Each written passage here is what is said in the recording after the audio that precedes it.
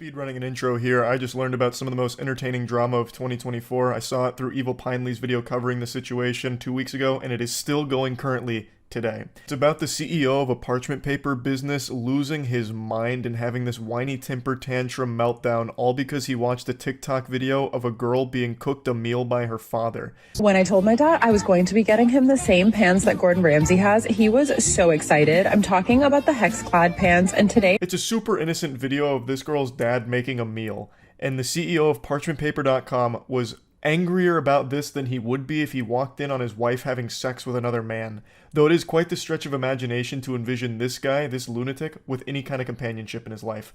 So after watching this, he was infuriated, went on the actual company's business account, and left a mean comment, which started a series of events he couldn't have possibly foreseen. I posted a video yesterday of my dad cooking for me with these hex-clad pans that we had gotten. There was a comment on there where the person goes, "Must be tough living a life on easy mode." I also didn't think the comment was rude at first, so I responded with, "Lucky to have parents who make it possible." And they responded, "Yeah, we get it. You have no skills and family money." That's already such a weird comment right there. Must be nice living life on easy mode when it's just a girl getting cooked a meal by a caring father. Like, how bitter and miserable can your life possibly be to just see something like that and be like, I gotta give her a piece of my mind? That's a line that's usually used in reference to camming or OnlyFans or something. Must be nice living life on recruit difficulty because men are giving you a ton of money just to be hot or be naked or something. And this guy's taking that same energy and putting it into this situation where it's just a girl being cooked a meal by her father. Make it make sense. So he's so upset that he's doing this from the actual business account for parchmentpaper.com. So the Parchment Paper Patriot is really having a conniption. And then the poster responds saying, you know, it's supportive family, got lucky. She said she didn't even find it rude at first, which I don't know how you would see that as anything other than rude. But regardless, her response was super sweet, and he gets even more heated about that, fucking steam coming out of his ears, and goes, "Yeah, we get it. You have no skills and family money." What kind of projection is this? Holy insecurity. What do you mean you have no skills? All she did was show a video of her dad cooking her a good meal. It's ridiculous to assume that she has no skills. It's based on nothing. She could have bow hunting skills, nunchuck skills. She could be one of the most skillful human beings on the fucking planet. We have no idea. And then he's going, it's just your family's money. You're suckling off their bosom because your parents have money. What is happening here? Do you have no skills because you probably order Uber Eats all the time? Is your skill just ruining businesses? Like, I mean, that's a pretty cool skill, I guess. But anyway, this is only the beginning of his rampage, and he just fully self-destructs over the course of the next few hours. It's like Chaozu from Dragon Ball Z, when Chaozu latches onto Nappa and blows himself up, but the sacrifice was in vain because Nappa barely felt anything, really. That's what happens here. Parchment Paper Patriot blows up, and the girl, totally fine, and makes an absolute clown out of this guy. Dunks on him. She obliterates this man. And at that point, I'm just like, okay, what the hell? Like, maybe this account is hacked, because from a business account, that seems kind of weird. So I send them an email and I'm like, hey, like, I think somebody's on your business account, like, leaving cyberbullying comments. Didn't say anything else. That was it. And then I get an email from the CEO of... I think anybody in their right mind would assume that that business account is hacked, because what little toddler would be shitting their pants, soiling their diaper over something as simple as watching a TikTok video of a girl being cooked a meal by her father? So I think that's very sound logic. Oh, this account must be hacked. I'll let the business know. So she reaches out, and the CEO himself, Brandon Howard, steps forward, saying, "I don't consider stating factual information is cyberbullying, but if you're offended over a comment about having no skill set while getting to frolic through life with family money as bullying, I'd call the cyberbully police. Delete the comment and move along. Cheers." Brandon, I think the department we need on this case is the cringe police, because Jiminy Christmas, holy cannoli. Oh, he tried a facts don't care about your feelings moment there. What facts are we talking about? Her having no skill set?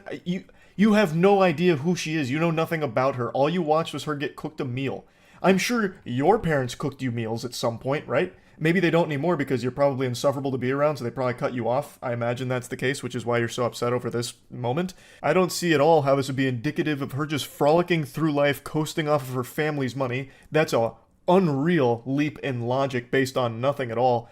And honestly, she was like a good Samaritan here, like looking out for your business, thinking that you might have been hacked because of how awful this behavior is and how terrible the look it is for your business. And then you double down and make things significantly worse by being this big loser. Also, I love the chutzpah here from Big Baby Brandon to claim that she was offended over his comment, when this sensitive worm was offended first over her being made a meal. This guy needs to call the wambulance because he can't stop crying about this video of a father making a meal for his daughter.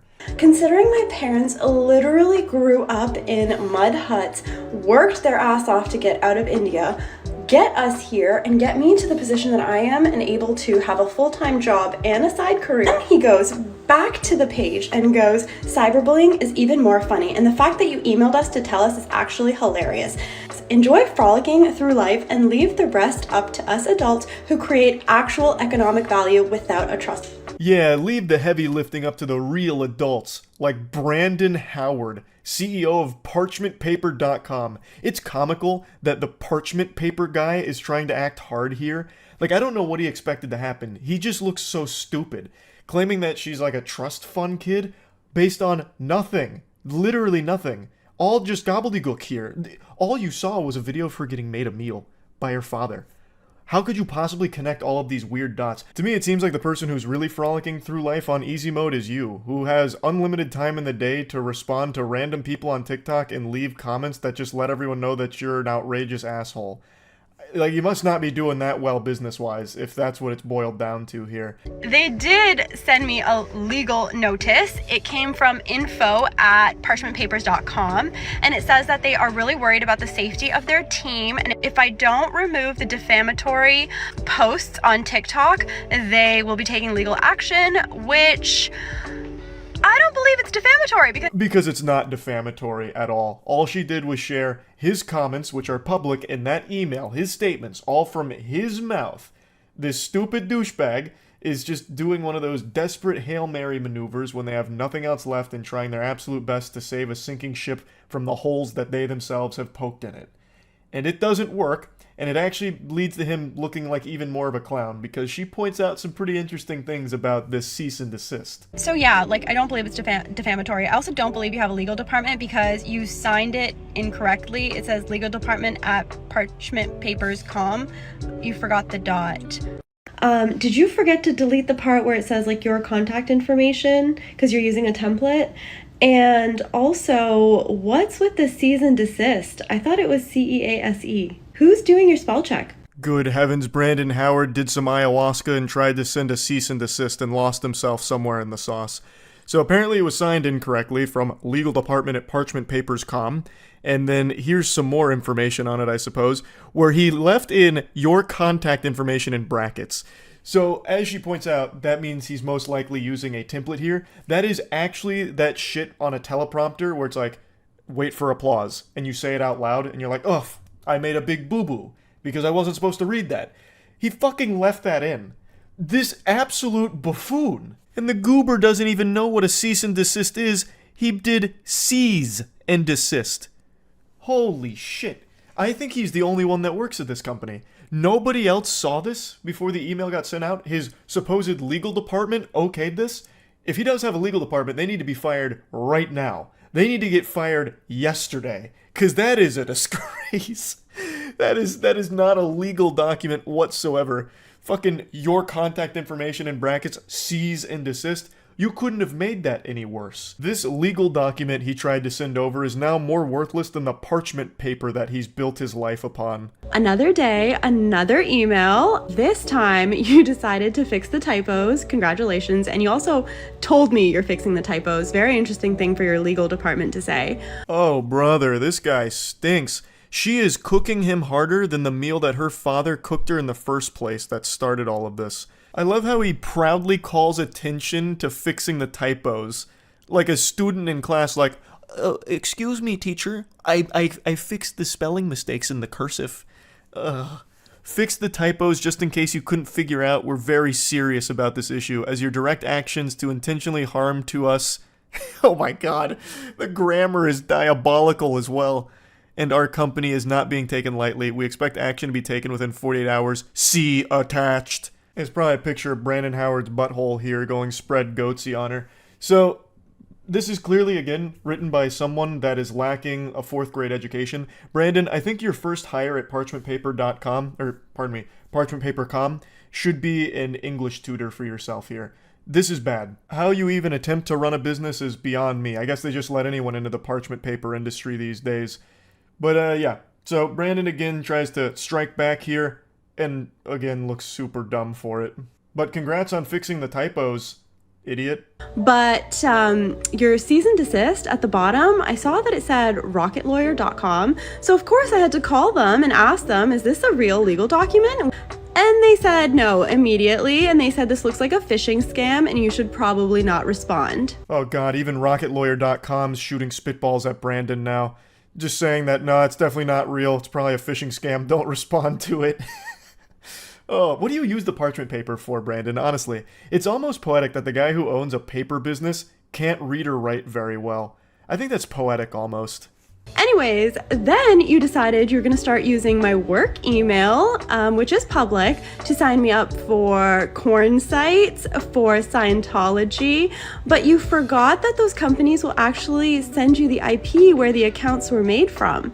And it's funny because it's pinging in California, and I'm not in California, so... But I do remember that on Trustpilot, when you had your address up, it was coming up in California. Suspicious, huh? Brandon's out here collecting L's like they're the Infinity Stones. He is greedy for that shit. He can't stop losing. And I can't stop thinking about how he signed off that legal document about, like, having 48 hours to comply or whatever. Trying to give it, like, a deadline. Like, this is the ultimatum. You've got to do it within 40 hours or else. It's gonna get serious if you couldn't tell. That's just so lame. Like, I feel like he must have just watched Mission Impossible at some point. This message will self-destruct upon finishing.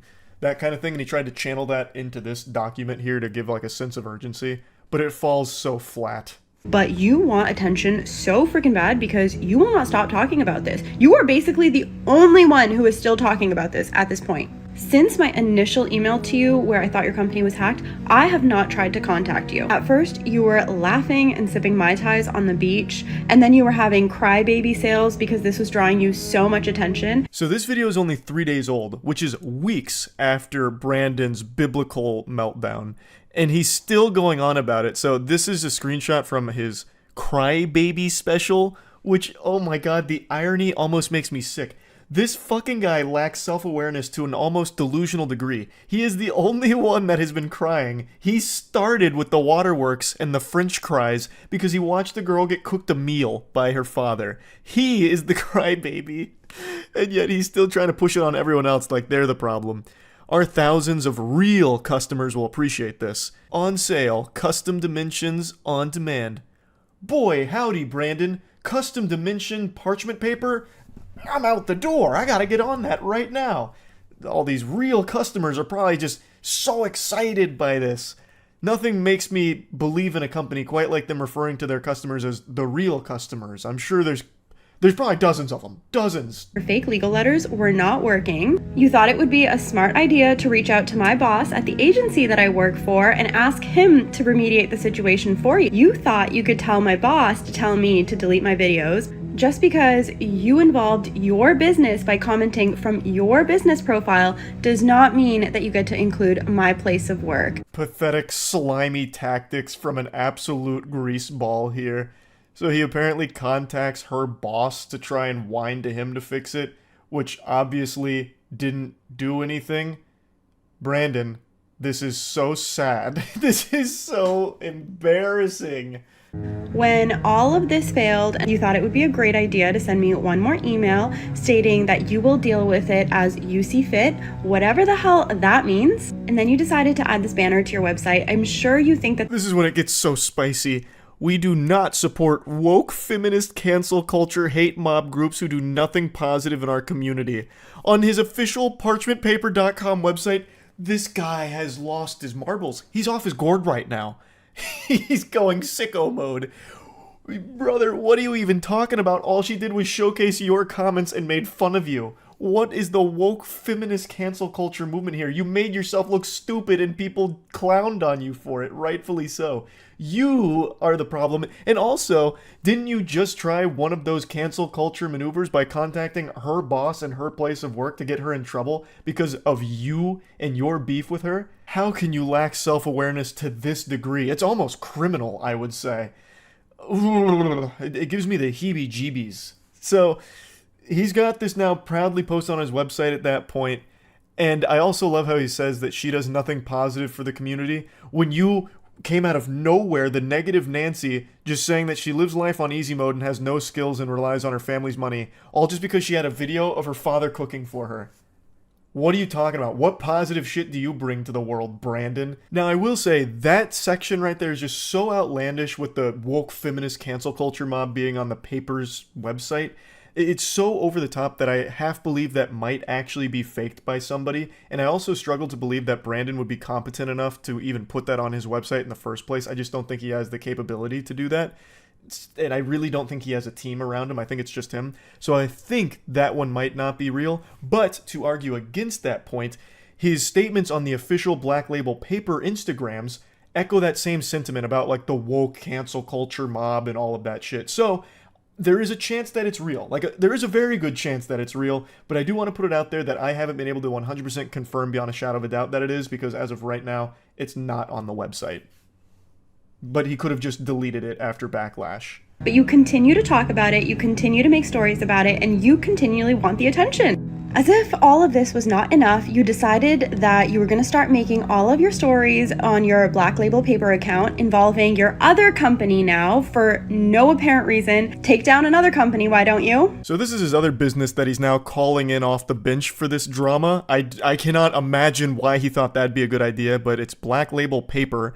So all of his businesses are parchment and paper related, and I would wager a guess that the quality of his product is most likely atrocious, probably not even like worthy to be toilet paper if I had to guess.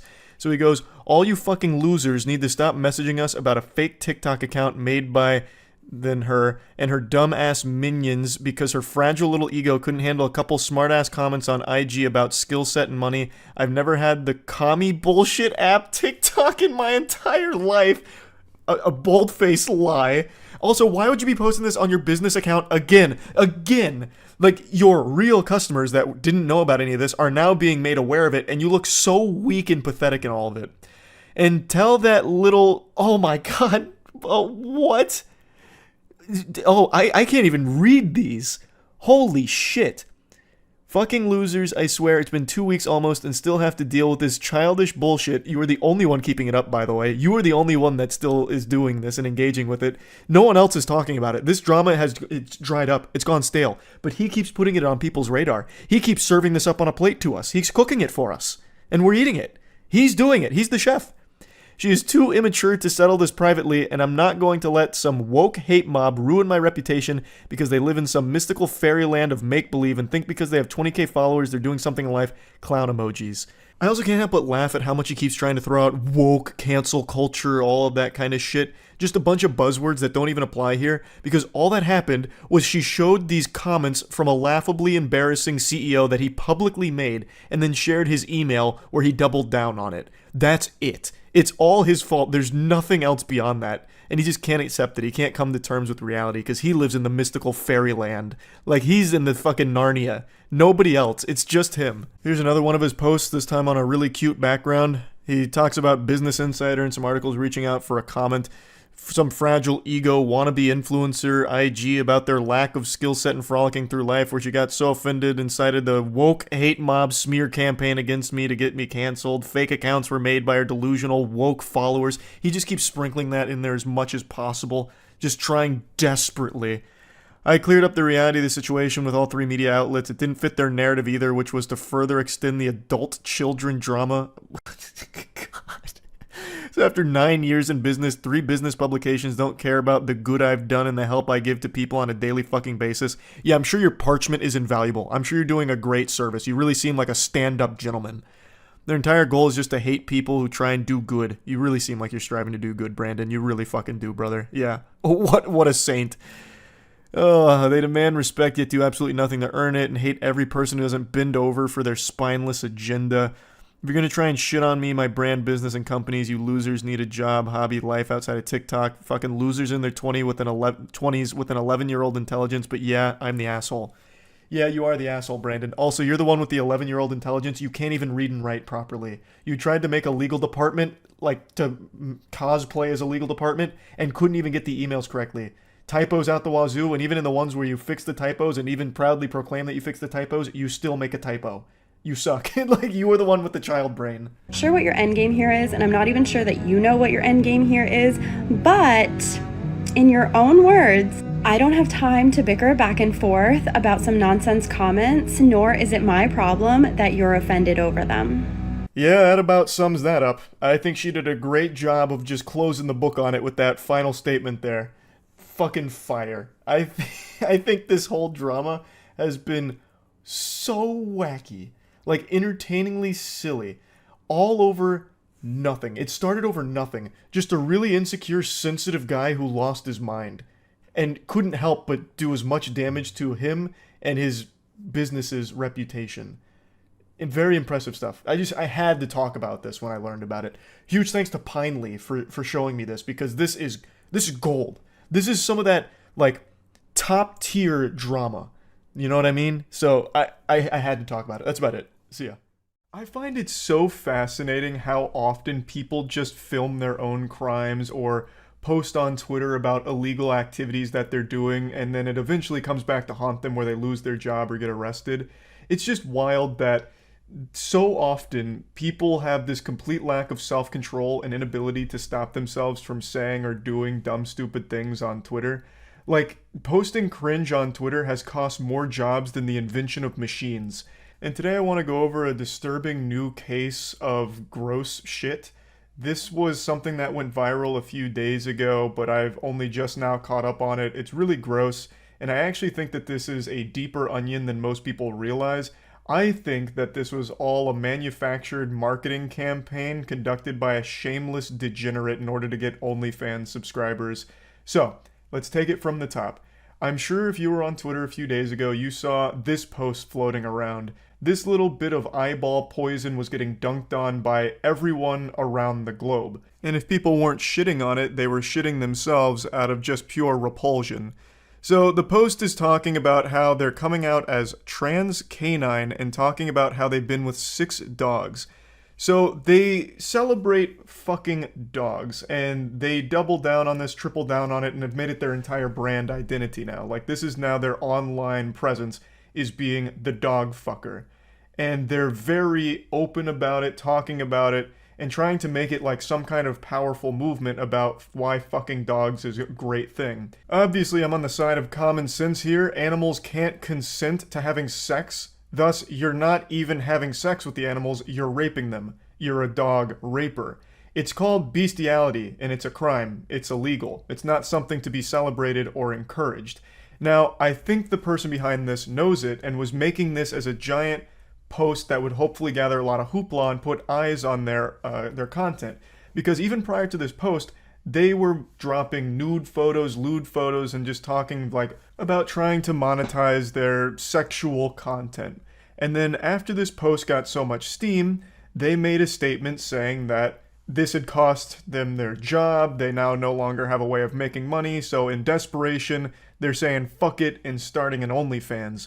When I'm pretty sure that was the entire plan from the get-go, and by having so many eyes on them from all of this spotlight that was shined there, they immediately got a giant head start. Like, they're way over 150,000 followers at this point, and I'm pretty sure that this was their intention from the get-go. They chose something that they knew most people would have a problem with.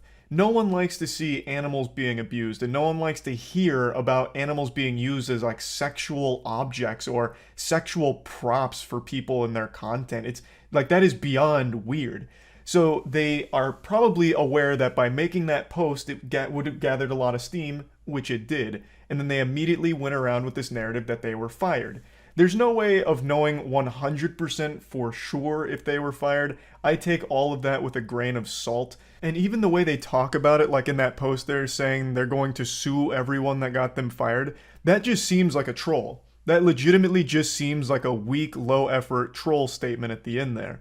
There is evidence to suggest they may have actually lost their job from this, but even still, I don't think it's 100% confirmed as of this moment. Like, it just, to me, feels like this was all part of the plan. And you can also even see them, like, lean into it. If you go back a couple days before this blew up, they made this post about how OnlyFans models are the devil. You know, this is terrible stuff. Look, what kind of example are you setting for children, you godless heathens? And then only days later, turning around and dropping one of their own. OnlyFans is disgusting and you're going to hell for it, as they're signing up for an account. I could be wrong. This all could be done genuinely and wasn't meant as a marketing play for OnlyFans subscribers, but to me, that's just really what it feels like.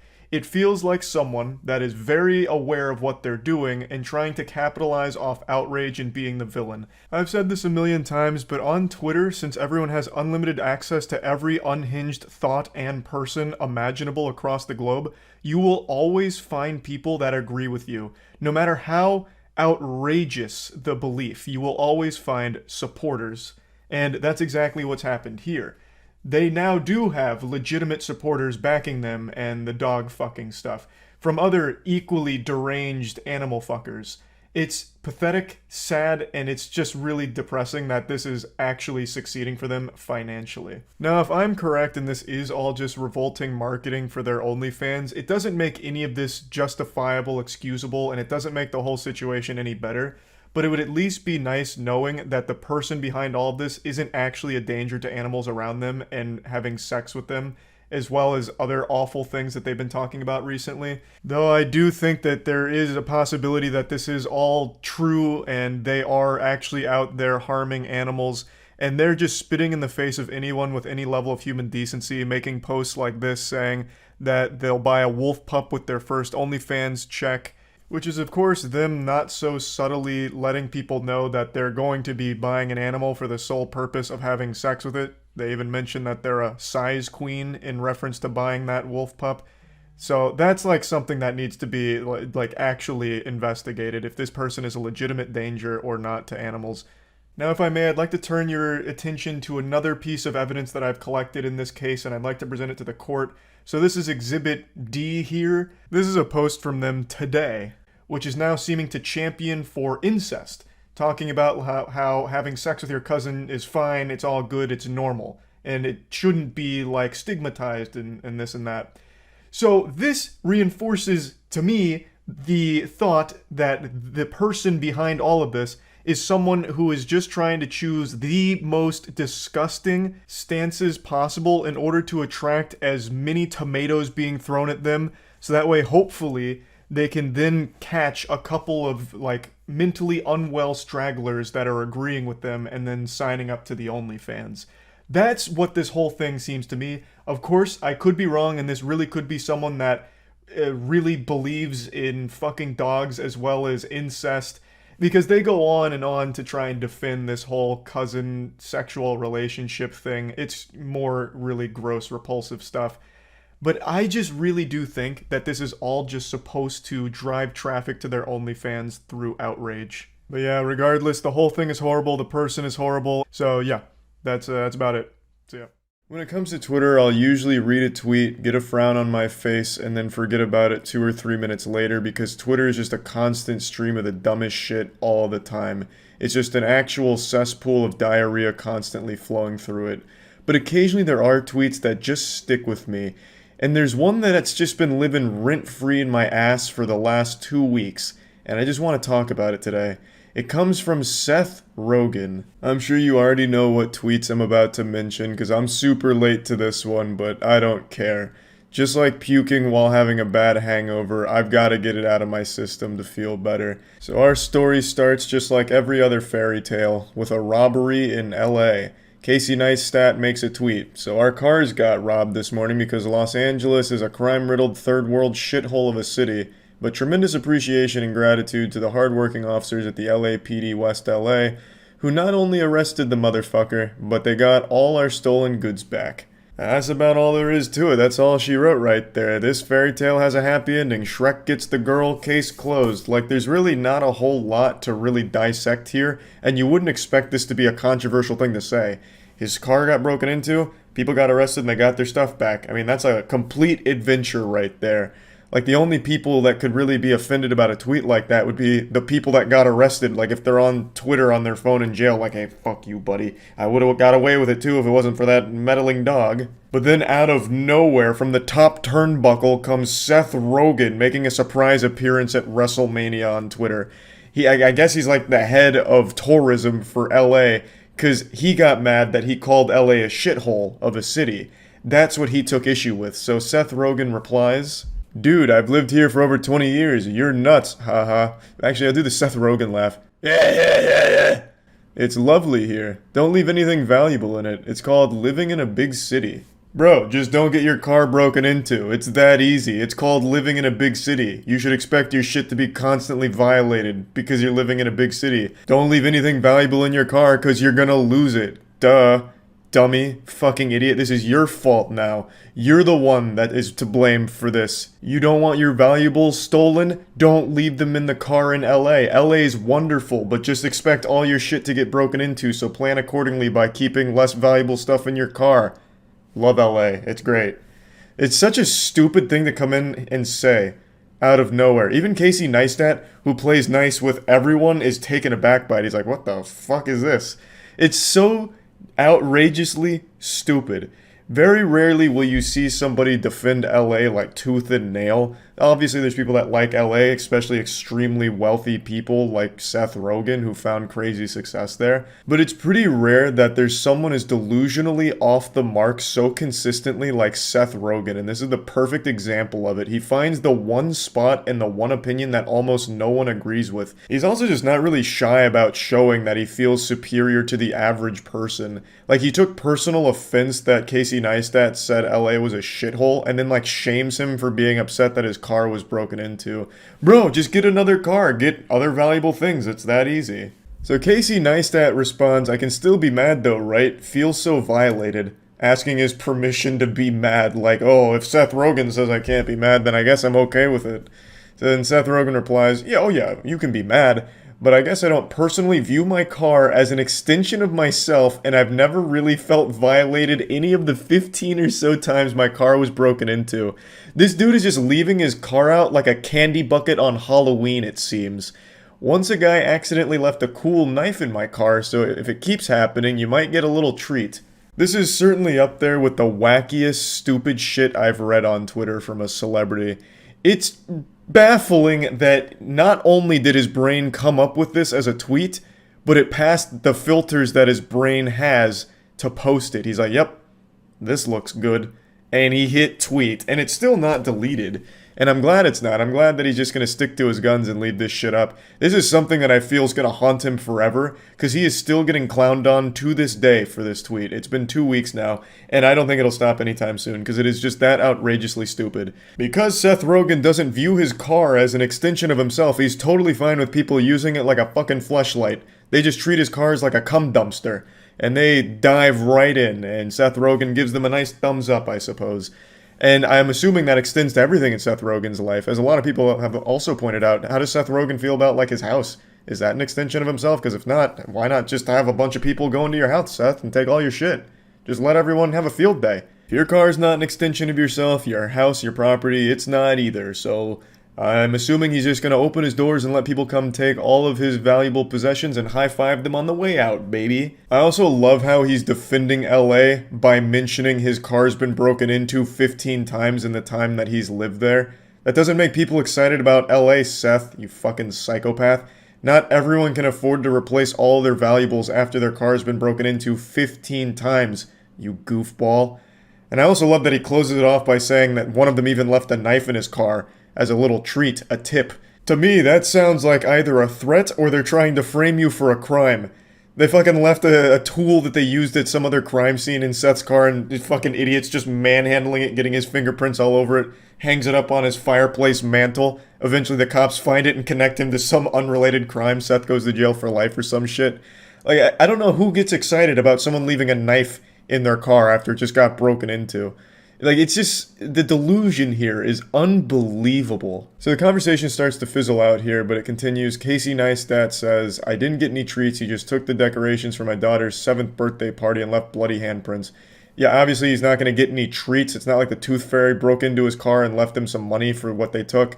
Like, it was a robbery. I don't know how Seth can possibly justify it by saying just let your car keep getting stolen and eventually you'll get a knife. Like, it's fucking silly. And then he says, serious question, how did you get your car broken into 15 times? Which is a great question, because you really have to go out of your way to get it broken into that many times, I feel. Seth says, I lived in West Hollywood for 20 years and parked on the street.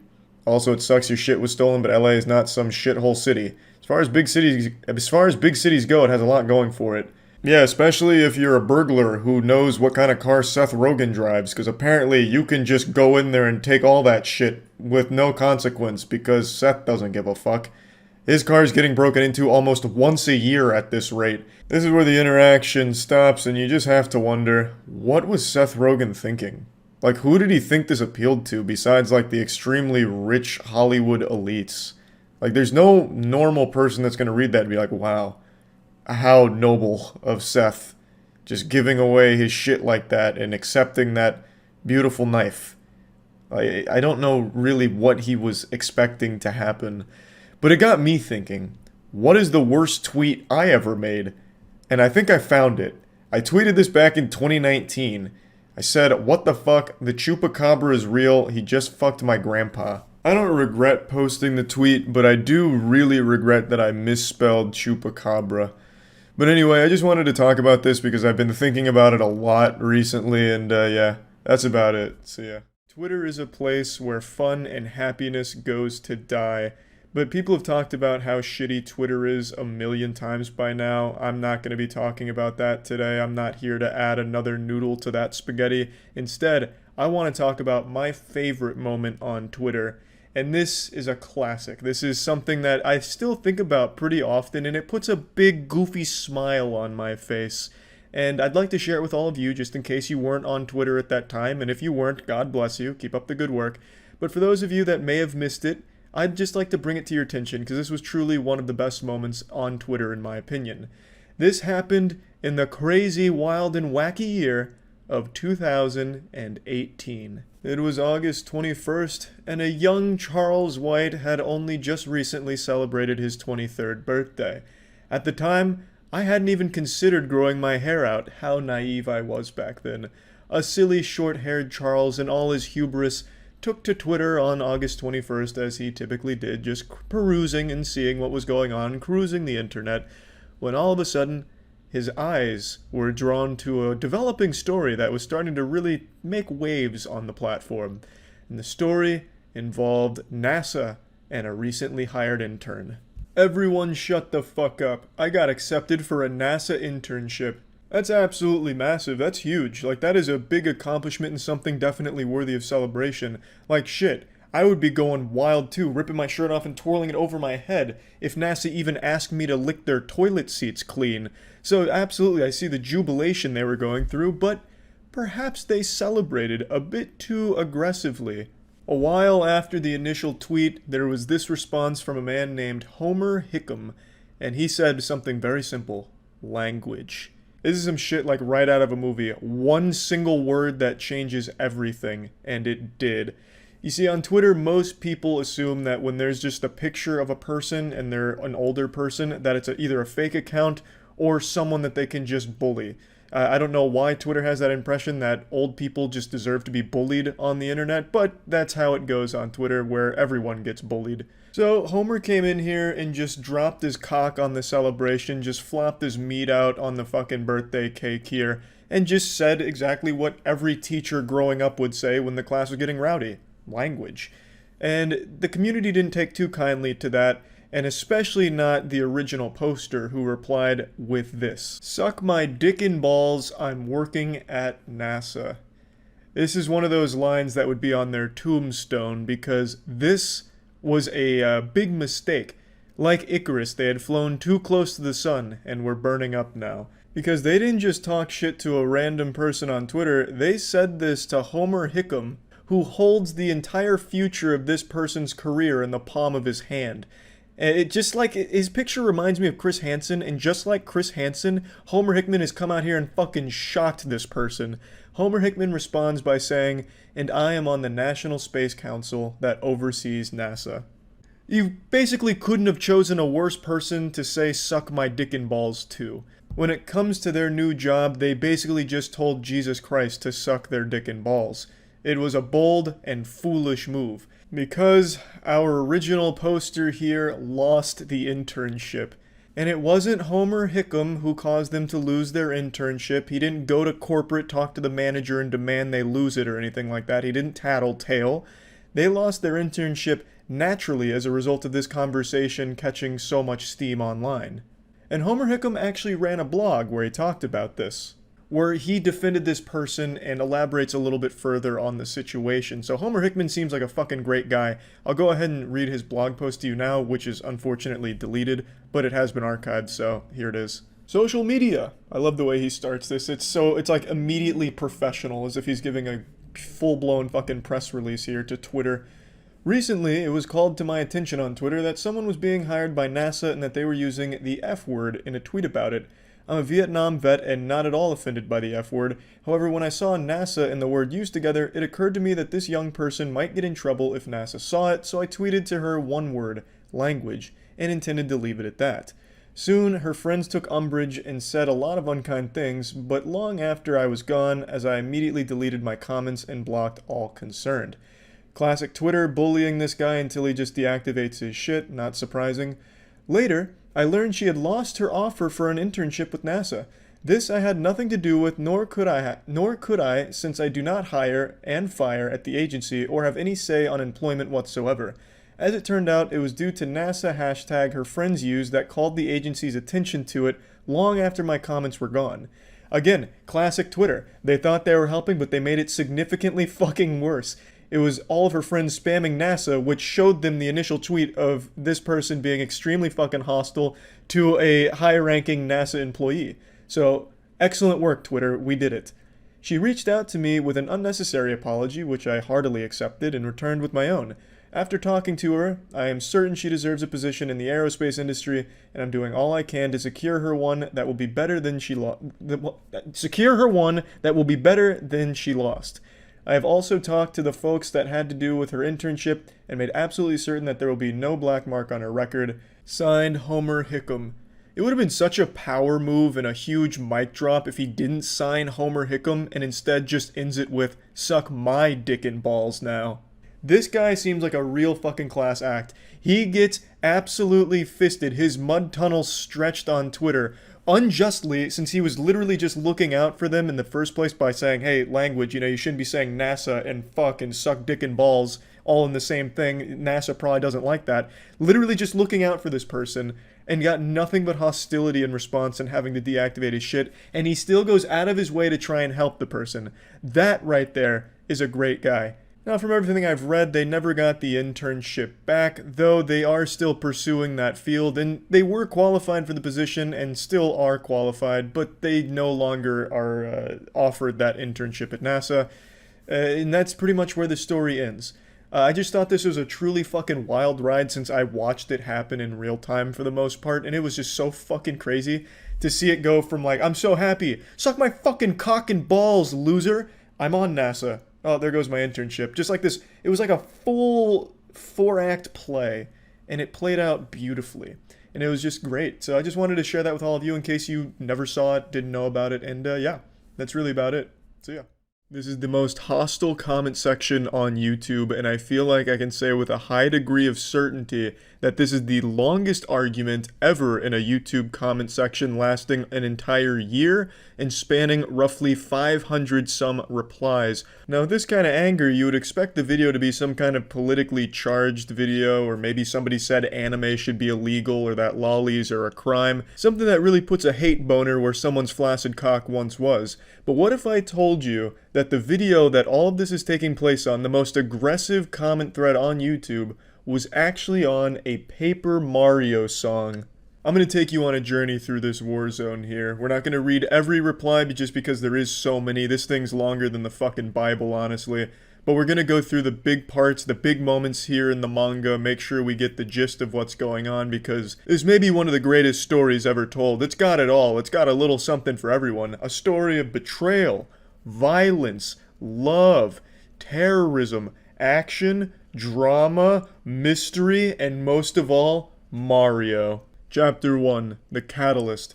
This is where it all begins. This is ground zero. Lunar1314 leaves a comment saying, I don't care if I get hate because of this opinion, but this is my favorite Paper Mario final boss song. A bold and brave hot take. Someone didn't tell Lunar that opinions are illegal on the internet. It's not the most controversial thing to say, it's simply a matter of liking a song. But this is the internet, and you can't like something that somebody else doesn't like. A lesson our boy Lunar here is about to learn the hard way. Enter the villain, Aramaru1837. Because you're like 9, haven't even played the other games, I guarantee you. And now, just like the Powerpuff Girls when the hotline rings, our hero rolls in, Dave Matthew. These are our primary characters. Of course, we get introduced to other important side characters throughout the season here. The lore gets very deep, trust me. But this is basically the Batman and the Joker, Dave and Aramaru. Dave sweeps in defense of Lunar. How about we agree that you are a jerk? Everyone can have their own opinion, and that is the internet, so no one cares about your opinion to begin with. Also, instead of throwing insults at me, why don't you try to get me to see things from your perspective? It would be a lot more time efficient and, unlike insults, actually accomplishes something in the long run. Or you can continue to assume that I am a mere child that does not know of the 5 other Paper Mario games, or was it 4? Or has even played them, both opinions being completely wrong. But as I said, it's the internet. We can go in circles all day and night and neither of us would get anywhere. So let's not, okay? Dave trying to get out ahead here and squash the beef, giving a fair warning to Aramaru that you do not want to fuck with Dave, but spoiler alert, Aramaru pokes the sleeping bear. You never gave your side, dumb fuck. All you did was come on here talking about some damn opinions or some shit. Pretty clear you didn't intend to accomplish anything. Also, you haven't played any other game, have you? It's not hard to know how many Paper Mario games there are, kid. 64, Thousand Year Door, Super Paper Mario, this garbage, and Color Splash, which was actually not bad, but was too weird gameplay-wise to be called a Paper Mario game.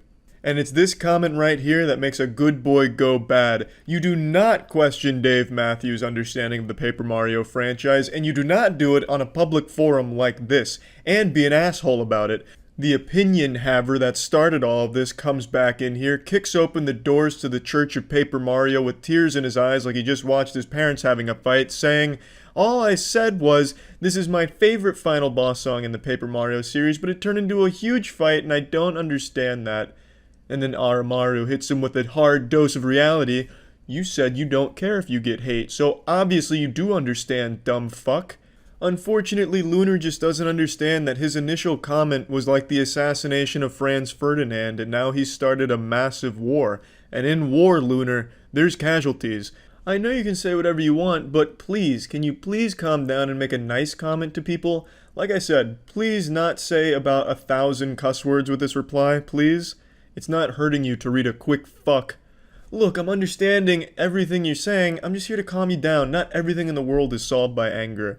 Jedi Brooklyn Green comes in here and tries to reason with Sith Lord Aramaru here about how anger's not the key, but it's all for nothing because Aramaru has already been consumed by his anger. Like I said, I am cutting out a couple things here because there is so much of it. It'd be like a 10-hour video if I read the entire chain. Basically, in a nutshell, Dave was saying this is pointless, it's an internet argument, let's just drop this. And he concludes his monologue with, well, since we both agree that this whole thing is pointless, let us just agree to disagree and be on our way then. Aramaru, cool, so fuck off. Peace was never an option. Nah, seeing your pointless insults because you can't come up with an actual comeback to my remarks is rather funny to me. Heh, I thrive off your pointless rage. Thought it was done. Why you still here, idiot? As I said, I thrive off your rage and anger. You want me to stop? Stop being angry. Easy. Dave Matthews is slowly accumulating power like a spirit bomb fueled by Aramaru's rage. He is laughing in the face of Aramaru's anger. Not angry, dumb fuck. Piss off. See? Angry. Not angry, dumb fuck. Piss off.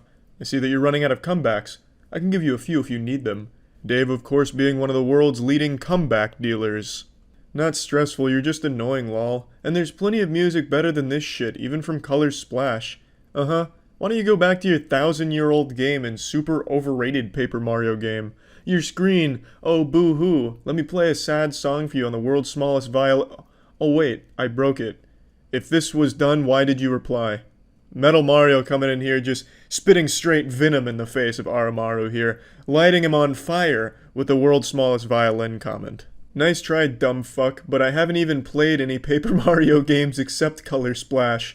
Now fuck off with your shitty excuses for jokes, people have better shit to read. When I initially made it to this chapter the first time and got blindsided by this plot twist, I fucking recoiled into my chair, threw my arms in the air, I was just so absolutely shocked. I felt like I was witnessing history, like I am your father level twists here. This is subverting expectations done extremely well, not Game of Thrones Season 8 bullshit.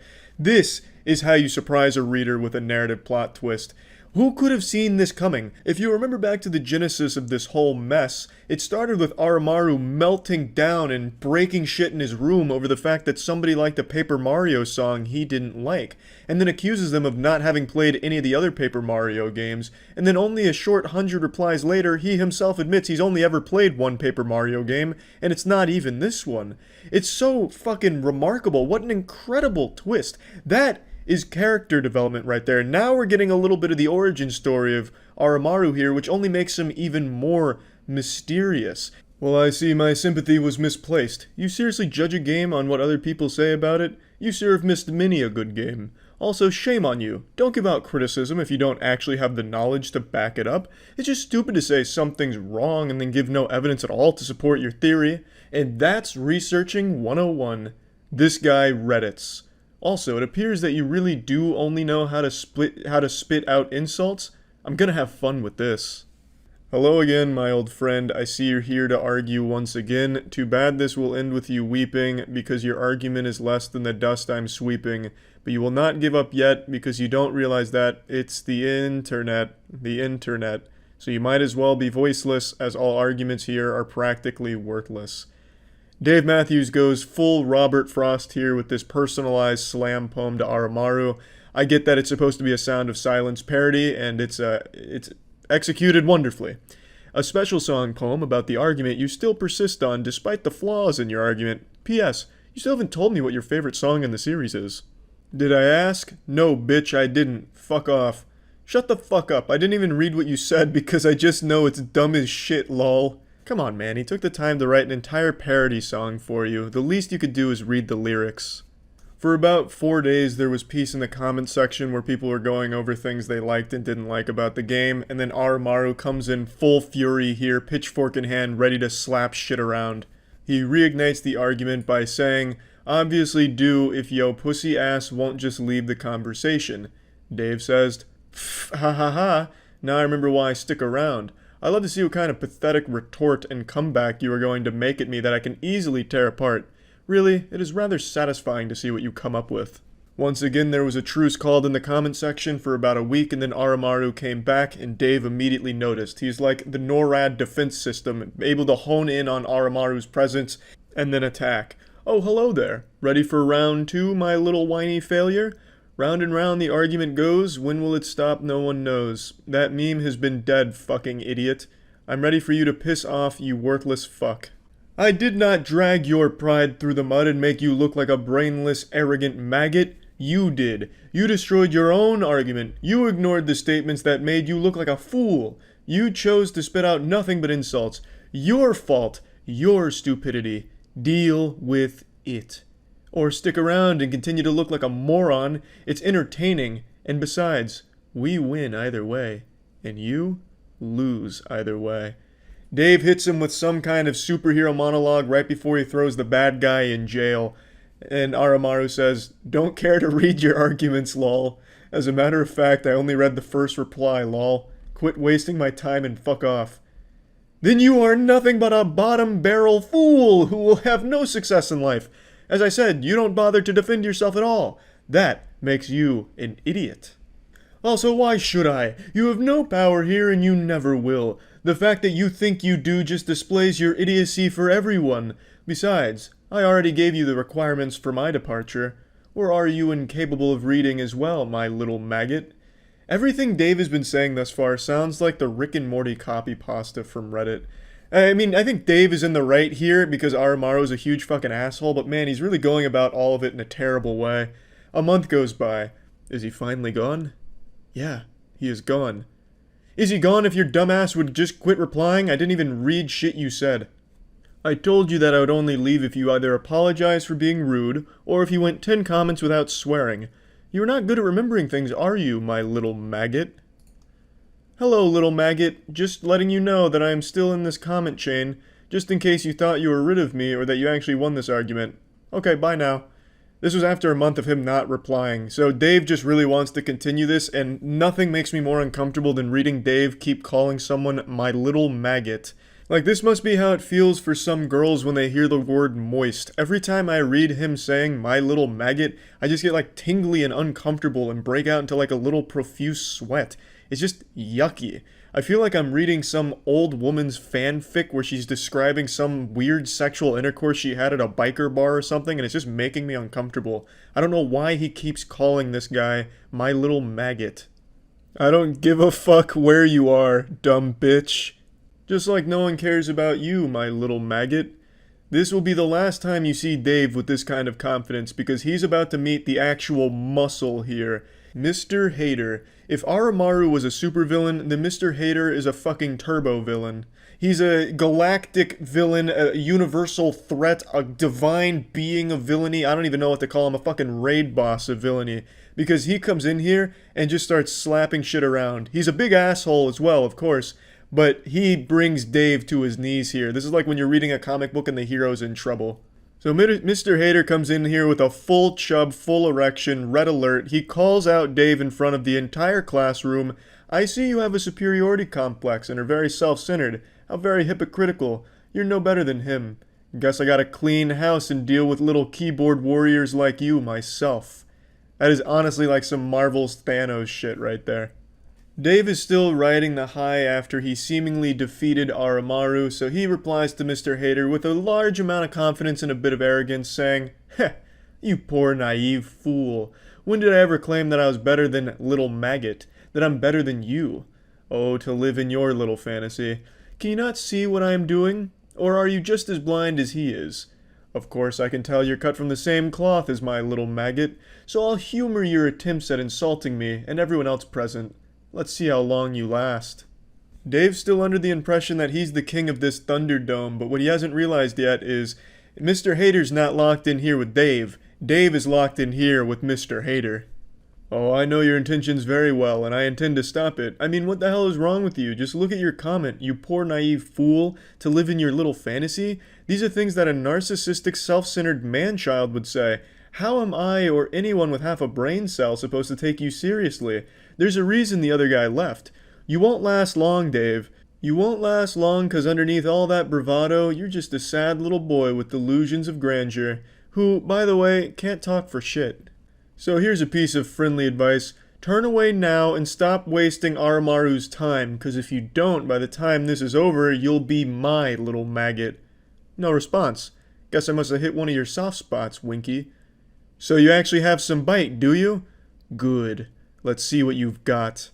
I will compliment you on your use of insults, as well as how you get straight to the point. Dave is immediately showing that Mr. Hater has hurt him. You can't do that, Dave. You can never show weakness to a man like Mr. Hater. He can smell blood in the water. He can smell cum in a bathtub. He will pounce, and you can't let him find any amount of scrapes on your armor. Dave, he showed a weakness, and Mr. Hater exploited it, unfortunately. Heh. Of course you didn't realize. I wasn't talking about Lunar. I was talking about you and me. We don't care what others think of our opinion. We just say whether we agree or disagree with someone's opinion. In that way, we are alike, you and I. Don't you agree? I love this exchange here. This is like the season finale here when the two characters are monologuing at each other before they start beating each other with like a stick or something. Ah, I see you're trying to get on my good side. As you know what they say, if you can't beat them, join them. How about this, Dave? Write a full paragraph apologizing to Oromaru, and I might consider agreeing with you. And, by the way, it has to be real nice, so no calling him my little maggot. Otherwise, I might just start calling you that myself. That would require me to have a single shred of respect towards little maggot. And in case you did not read the whole conversation, I did apologize to him. He threw it back in my face and used it to insult me without responding to it whatsoever. You, on the other hand, are actually participating in a discussion, while my little maggot only responds with the same insults like he's a broken fax machine. You, I respect, little wasp. I forgot to click read more for the screenshot, but it said, I do not respect little maggot. So now Dave, for some reason, is calling Mr. Hater Little Wasp. I don't understand where he's getting this from. Maybe like from old 60s movies or something where it was cool. And then he references a fax machine, which hasn't been in use for the last 30 years. So I just don't know what's really going on here. Maybe Dave is caught in a time vortex and he's communicating with us from the past. And he's only able to communicate through the comment section of Paper Mario Final Boss Song. But yeah, just really fucking love this part here. This feels like the climax of the entire argument. Dave going with the whole, we're not so different, you and I. We're one of the same. It's like some shit you'd see in Naruto Sasuke right before their final fight. It's fucking wonderful. You make a fair point. I shall apologize to him, but do not expect a paragraph. You make sound arguments, Mr. Wasp. I'm not one to call someone by childish names, but you are very hypocritical after all, so I expect nothing less. Anyway, do go ahead. Where's the apology? I don't see it. Mr. Hater's trying to rush this. It hasn't even been a full day at this point. Mr. Hater, he wants that apology ASAP.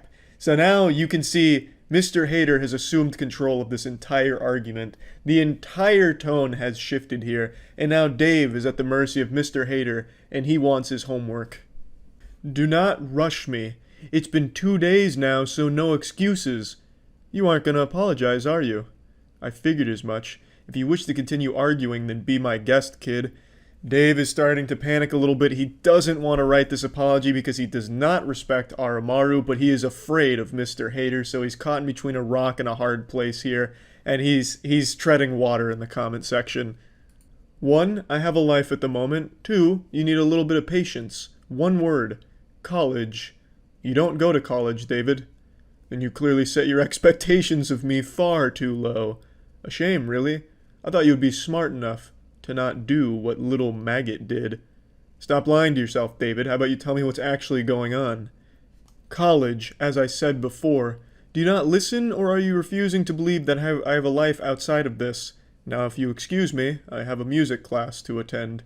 I really don't understand why Dave even feels compelled to keep answering at this point. He doesn't want to write the apology. He shouldn't write an apology, honestly. He just doesn't have to reply to Mr. Hater. He can just wash his hands of this whole thing and still come out as the victor. But for some reason, he keeps engaging with Mr. Hater in here, and Mr. Hater's pressure is somehow like leaking into Dave's real world, it seems, because it feels like he's stressing about this apology, which he shouldn't write in the first place. Mr. Hater goes in on Dave, starts poking holes into his claims about college because 4 months ago it was still coronavirus shutdown, so classes weren't going on, so Dave feels the need to defend himself again. And then he kind of just explains he just doesn't want to fucking apologize, which he shouldn't. I'm glad he doesn't. Dave says, 1, truthfully, I don't want to apologize to Armu because I know for a fact it would not be genuine, and no matter how much I hate a person, I'm not going to insult them by giving them a mocking, half-assed apology. And 2, online classes are a thing that exists, and I'm not doing just a music class. Who is the antagonistic one here? Because it definitely isn't me. You poor, pathetic whelp, barking and baying like anything you say will ever matter. No, your words don't hurt me because they are artificial, fake, designed, and spoken for the sole purpose of inflicting pain without putting actual feeling behind it. Ha ha ha ha ha ha ha ha ha. No, your words are hollow and do not deserve the electrons my brain cells would have to burn to process them, just like you. You're not special, you're not unique, you're not important, and you never will be, not now, not ever. So go ahead whelping, keep making a fool of yourself. I'll just watch the show, laughing all the while. And in your ivory tower of hypocrisy, did you ever once realize I never denied what you have been saying? You are a parasite, Mr. Hater, something that must tear everyone down to justify their worthless existence. Perhaps I am one too, but that's where our similarities end. You lash out at anyone you see as below you. I lash out at people who do what you and Armu did. insult, and tear into someone because they dared to have an opinion you did not agree with, or lash out at people who defend themselves from other people like you. I never said I was better. But does it really matter in the end? At the end of the day, one of us looks like the bad guy to everyone else, and since I haven't been antagonizing everyone participating in this, it most definitely not me who's the bad guy. Try to say I'm wrong here. You're not wrong, Dave. Not at all. And people like Aramaru and Mr. Hater, yeah, they suck a lot of fat ass. It's sad that someone cares this much about someone's opinion on something that doesn't matter. 100%. Agree with you entirely there, Dave. But the way you're handling all this and then putting this huge, presidential speech here is not good either. This is the wrong way of handling any of this. And there's really just no point in arguing in a YouTube comment section to begin with. There are no winners here. Mr. Hater breaks down his response line by line. You lash out at anyone you see is below you. Dave, don't be ridiculous. I'm not as narcissistic as you, or at all for that matter. I lash out at anyone who do what you and Armu did. A mistake you will regret, as you have started all of this, and I aim to end it. The two go back and forth about the apology that Dave doesn't want to write. Mr. Hater just keeps picking apart each line of everything he says. My words are said solely to get you to leave. That's never going to happen, Dave. I've grown very persistent over the years, and trust me, persistence pays, and I will stay here for months if I had to. Will you? Yeah, big guy, I'm sure your persistence pays, living in a fucking comment chain for months. How productive and incredible. There are just some people who live their life to argue online, and it's sad as shit. This guy is the perfect example, willingly saying, I will stay in this fucking thread for months because I have nothing else going on in my life. That is pathetic. That's fucking sad, Mr. Hater. Apology seems unlikely. Then you will perish here eventually with me, as it's either you apologize to Aramaru now and we'll be on our way, or we're going to be staying here for a long, long time. So, with that being said, let's just start all over on a positive note. We aren't going to start all over on a more positive note until you start apologizing, Dave. Are you going to apologize for your own hostility? Short answer, no. Unlike you, I did nothing wrong, Dave. So it's either you apologize to Aramaru and behave, or you slowly perish with me for months. Either way, I consider it a win-win. And this is where the story stops. I mean, it goes on a little bit further, but nothing is more pathetic than this mic drop from Mr. Hater. These are the people you argue with online, people that have actually nothing better to do. He considers it a win-win if someone is perishing, wasting their time in a comment section with him. That's so fucking sad. He considers it successful if he wastes somebody else's time and wastes his own time because he's already miserable in the first place. Oh, actually, I almost forgot. 3 months after all of this went down, as the dust was starting to settle, Mr. Hater and Dave just stopped communicating with each other, and there was just momentary bliss as everyone read through the thread. And then Yoshi comments, tagging Aramaru, and Aramaru's been tagged this entire time. Yoshi just points out it's been 10 months, but 64 really good, kind of basic, Thousand Year Door, bop, and all this. Just kind of breaks down his opinion of the music. And then Aramaru, from out of fucking nowhere, comes out of retirement to deliver one of the most powerful conclusions to any story ever given. I don't give a fuck about your opinion, this song is still shit. What a beautiful way of wrapping all of this up. But yeah, anyway, the last interaction between our main characters was 4 months ago. From what I checked today, there wasn't any new developments that I noticed. A few more people have been made aware of this because it was posted on Twitter. That's how I found it.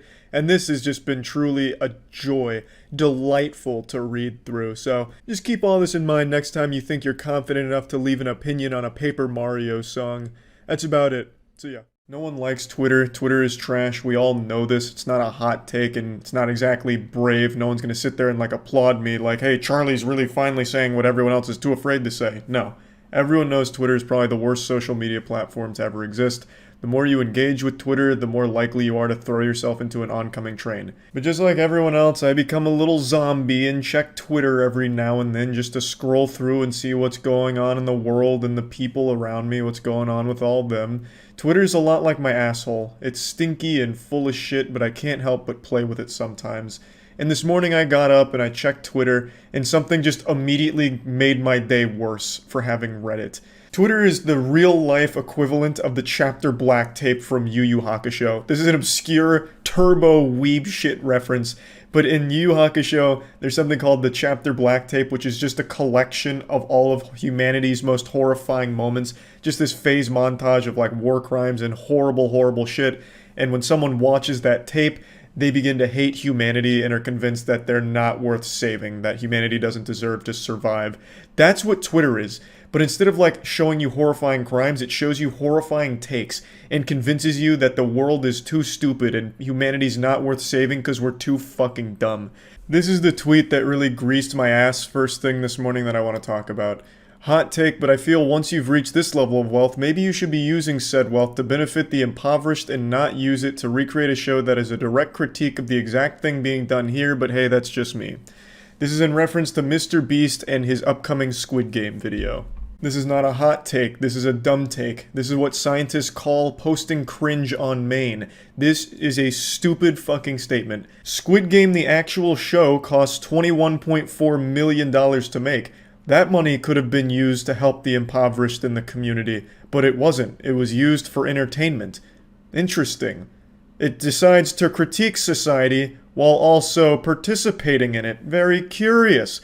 It's critiquing something that it is directly benefiting from. Interesting. Why didn't they point that out in this tweet? The $21 million for Squid Game, the show, is a lot more than the $2 million mrbeast is spending. Why didn't they mention that? It's weird that they focused on mrbeast, who is well known for helping a lot of people through his videos and the money those videos make.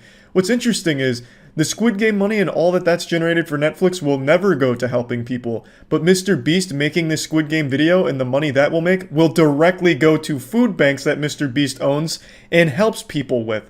So they chose someone who is literally going to be helping people with the money the Squid Game makes, instead of the Squid Game itself, which was 10 times what mrbeast spent and will never help anyone in the community. And I'm not saying the Squid Game team has that obligation and they have to use the money in that way. I'm not here to control how they spend their money, but Twitter certainly is. This user seems to think it's mrbeast's responsibility to use his wealth in the Squid Game cost to help the community around him, but why isn't that responsibility also shared by the much more expensive actual Squid Game? It's also just a dumb nothing burger of a statement that can be used for literally anything ever. It boils down to mrbeast spent a lot of money on this video, which could have been used as a donation. You can say that for movies. Why do we even have movies when the money spent making those movies could have been used for a donation instead? Why do we have music when the millions spent producing those albums could have been used as a donation instead? The user that posted this might be married. Why did you spend $10,000 on a wedding ring when that could have been used as a donation instead? You don't need a $10,000 rock to prove you love someone. Why not just donate that money? It's just something that is silly and can be said for everything. Targeted at one of the only wealthy people in general who are constantly helping the community and people around him. I made a video recently talking about mrbeast. I'm not his fucking PR manager, but he's one of the only genuine wealthy people that are constantly doing everything they can to help other people. You only have to scroll 3 tweets on his Twitter to see this massive food drive he just did to help the impoverished and people around him. But I'm going to go ahead and again focus on the stuff he does off camera real quick, because a lot of people critique mrbeast saying he's only doing this for attention and views. They can't wrap their head around the idea that maybe he actually just likes to help people, so they just try and attack this made up idea of who he is. He's only doing it for views and attention. I'm again going to focus on his off camera stuff. I got to see that massive food warehouse, and that food warehouse also has a massive refrigeration unit that allows them to do more than just non-perishable canned goods. It allows them to do vegetables and cold products as well, and it's an extremely rare thing to have because it costs so much. But mrbeast went the extra mile with his food bank because he wanted it to be able to serve his community in the best possible way. And this is like a full-time job that he has, running that food bank. He also has that mrbeast's philanthropy channel. I sound like a fucking advertisement for this guy, but I really suck his dick hard because he is exactly the kind of wealthy person people have been begging for, and he's still getting shit for it. That mrbeast philanthropy channel, 100% of the revenue that makes and the brand deals all go into that food bank, which is serving his community. He is doing like millions of pounds worth of food to his community every month, and he is running this every single day, and he is still getting steamrolled by 12-year-olds on Twitter as if he's not doing enough. All of this being done off camera, and no matter what, it's a lose-lose situation on Twitter. If mrbeast shows these things, then people attack him for being a fake, he's a fraud, he's only doing it for attention and views, and if he doesn't show these things, well then they don't exist and everyone's lying, he's making it up. No matter what you do on Twitter, it is a lose-lose situation where no one will be pleased.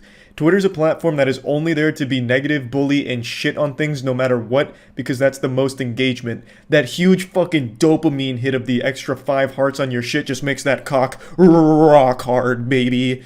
That's what makes me so mad on Twitter, is that no matter what you do, it's never enough, because Twitter's a platform that is just made to reward shitty takes and dunking on people, even when it's just completely wrong and misguided. People are just there on Twitter to bully each other, and they try and like out-perfect each other. So they use this idea of perfection, like in this take. If I had this millions of dollars, I would obviously be donating it to the impoverished, but I don't, so I'm not responsible to help anyone. It's Mr. Beast's problem, time to dunk on him. Now let me spread these cheeks a little bit further and dive in. The user who posted this awful take has 16,000 tweets on their account. That's a lot. I have like 300 hours total on Twitter scrolling, and I only have 2,500 tweets.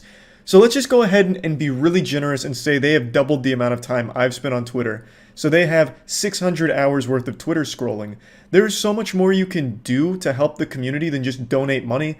You could have spent that 600 hours volunteering at a shelter, helping out at your local food bank. You know, you could have donated your time to helping your community, but you didn't. You chose to whine and complain on Twitter for 600 hours. Why is it only Mr. Beast's responsibility to help the community? Don't you also have that obligation? You're choosing not to, and I'm very disappointed. You're taking this road, and it's not just this person. I'm singling them out because this is the tweet that really, it tilted me a bit. It had me fucking inting down mid lane. Like, it was actually pretty upsetting to read. Everyone wants a wealthy person who's extremely generous to the community and doing things to help the community, and we have that with Mr. Beast, and he is still getting shit for it. Blows my mind. But anyway, this user is not the only one that thinks this way. They all cast this facade that they are perfect, and if they were only rich, they would save humanity. But the thing is, they're not doing anything currently to show that. This user, who is getting upset at Mr. Beast for not doing enough, is also doing nothing. Even though there's so much more they can do than just donating money. Like I said, there is so much you can do that isn't just financial to help the community, and they're not doing it. So why the fuck are they gonna get mad at Mr. Beast, who is doing both time and money constantly for the community? He is not just blindly throwing money at charities that do nothing. He is making his own organizations that are extremely efficient at it. Like, what more could you possibly want? He is doing it full time, off camera, because he is genuinely just trying to help people. And he is still getting blasted on Twitter because he spent a lot of money on a Squid Game video, where the money from that Squid Game video will most likely directly go into his philanthropy, which will in turn help a lot of people, and still getting shit for it. Twitter is a platform that just keeps you stupid and makes you dumber every time you log on to it. Everything has to be negative, even when it's like a genuinely positive situation, for no fucking reason other than just some cheap engagement and internet updoots. This was a horrible take, and so many people retweeted it, commented on it like, yes, preach, this is what I've been saying, just donate the money instead of make a video out of it, come on. Like, it doesn't make any sense. They could say that for everything. Instead of making movies, why not just donate all the money that the movies would have cost? There's a pretty big brain idea. Why not just do that? Why don't musical artists just donate all of the money their concerts make to charitable organizations instead of spending money on terrible art to put in their home? That's a genuinely good question. The art that they buy is terrible. You might as well just get rid of that money instead of spend it on fucking Damien Hirst pieces. Point is, it's a stupid take. Like, this was a dumb tweet that a lot of people agree with, and I see this kind of thing all the time. And it's especially silly when it targets someone who is actually doing all of the things Twitter wishes people would do. Mr. Beast does everything that Twitter wants other rich people to do, and it's still not good enough for them. So yeah, I just wanted to talk about this because Twitter is and always will be and always has been an absolute dog shit platform. That's about it. So yeah. Minecraft Twitter, what's up with that, huh? Wacky, goofy shit going on there. This is probably the millionth video talking about Minecraft stands on YouTube, but I wanted to kind of talk about something that just happened that's kind of got my ass greased up a little bit. I'll just break it all down for you, give you the full lore update, although I'm sure most of you know. On Twitter, one of the biggest, most toxic communities is the Minecraft stan community, with people that are extremely obsessed with Minecraft content creators on the internet. And this community eats itself alive. This shit is actual cannibalism. If you see a Minecraft stan on Twitter, just assume that they've tasted human flesh before. They're like little piranhas or catfish, just constantly eating shit for no reason. They just go out of their way to make themselves as miserable as possible and find things to be upset about. And it's usually the things they love the most. They absolutely murder the content creators that they're obsessed with. If anything goes even slightly awry with the perfect image they have of their Minecraft YouTuber, they lose their fucking mind about it and go on absolute Twitter rampages and trend everything about it. So recently this happened with Tommy Innit. Tommy Innit, very popular Minecraft player. He's a 17-year-old kid. And these bloodthirsty warriors on Twitter recently blasted him multiple times over the course of a couple days, and then he finally made an announcement saying that it's just been too much for his mental health and he's having to go to therapy now and doesn't really want to engage online anymore, which is pretty extreme considering he's a 17-year-old kid. So they successfully bullied a child for nothing. With backlash like this, you would have expected it to be something extreme that caused it, like a video of Tommy slitting the throat of a puppy, or Tommy doing something crazy like saying he doesn't like BTS music. But it wasn't anything like that. He got all of this shit happening to him for a very lighthearted joke, which we'll get to in a minute. But I want to explain, he's not just going to like up and quit the internet as far as I know. It's just mainly targeted towards Twitter. He no longer wants to be there, which is completely understandable. Twitter is the most miserable place on the planet. It'd be more fun to live in an active war zone than it would be to spend an hour on Twitter. Truly vile garbage with absolute trash people on that platform.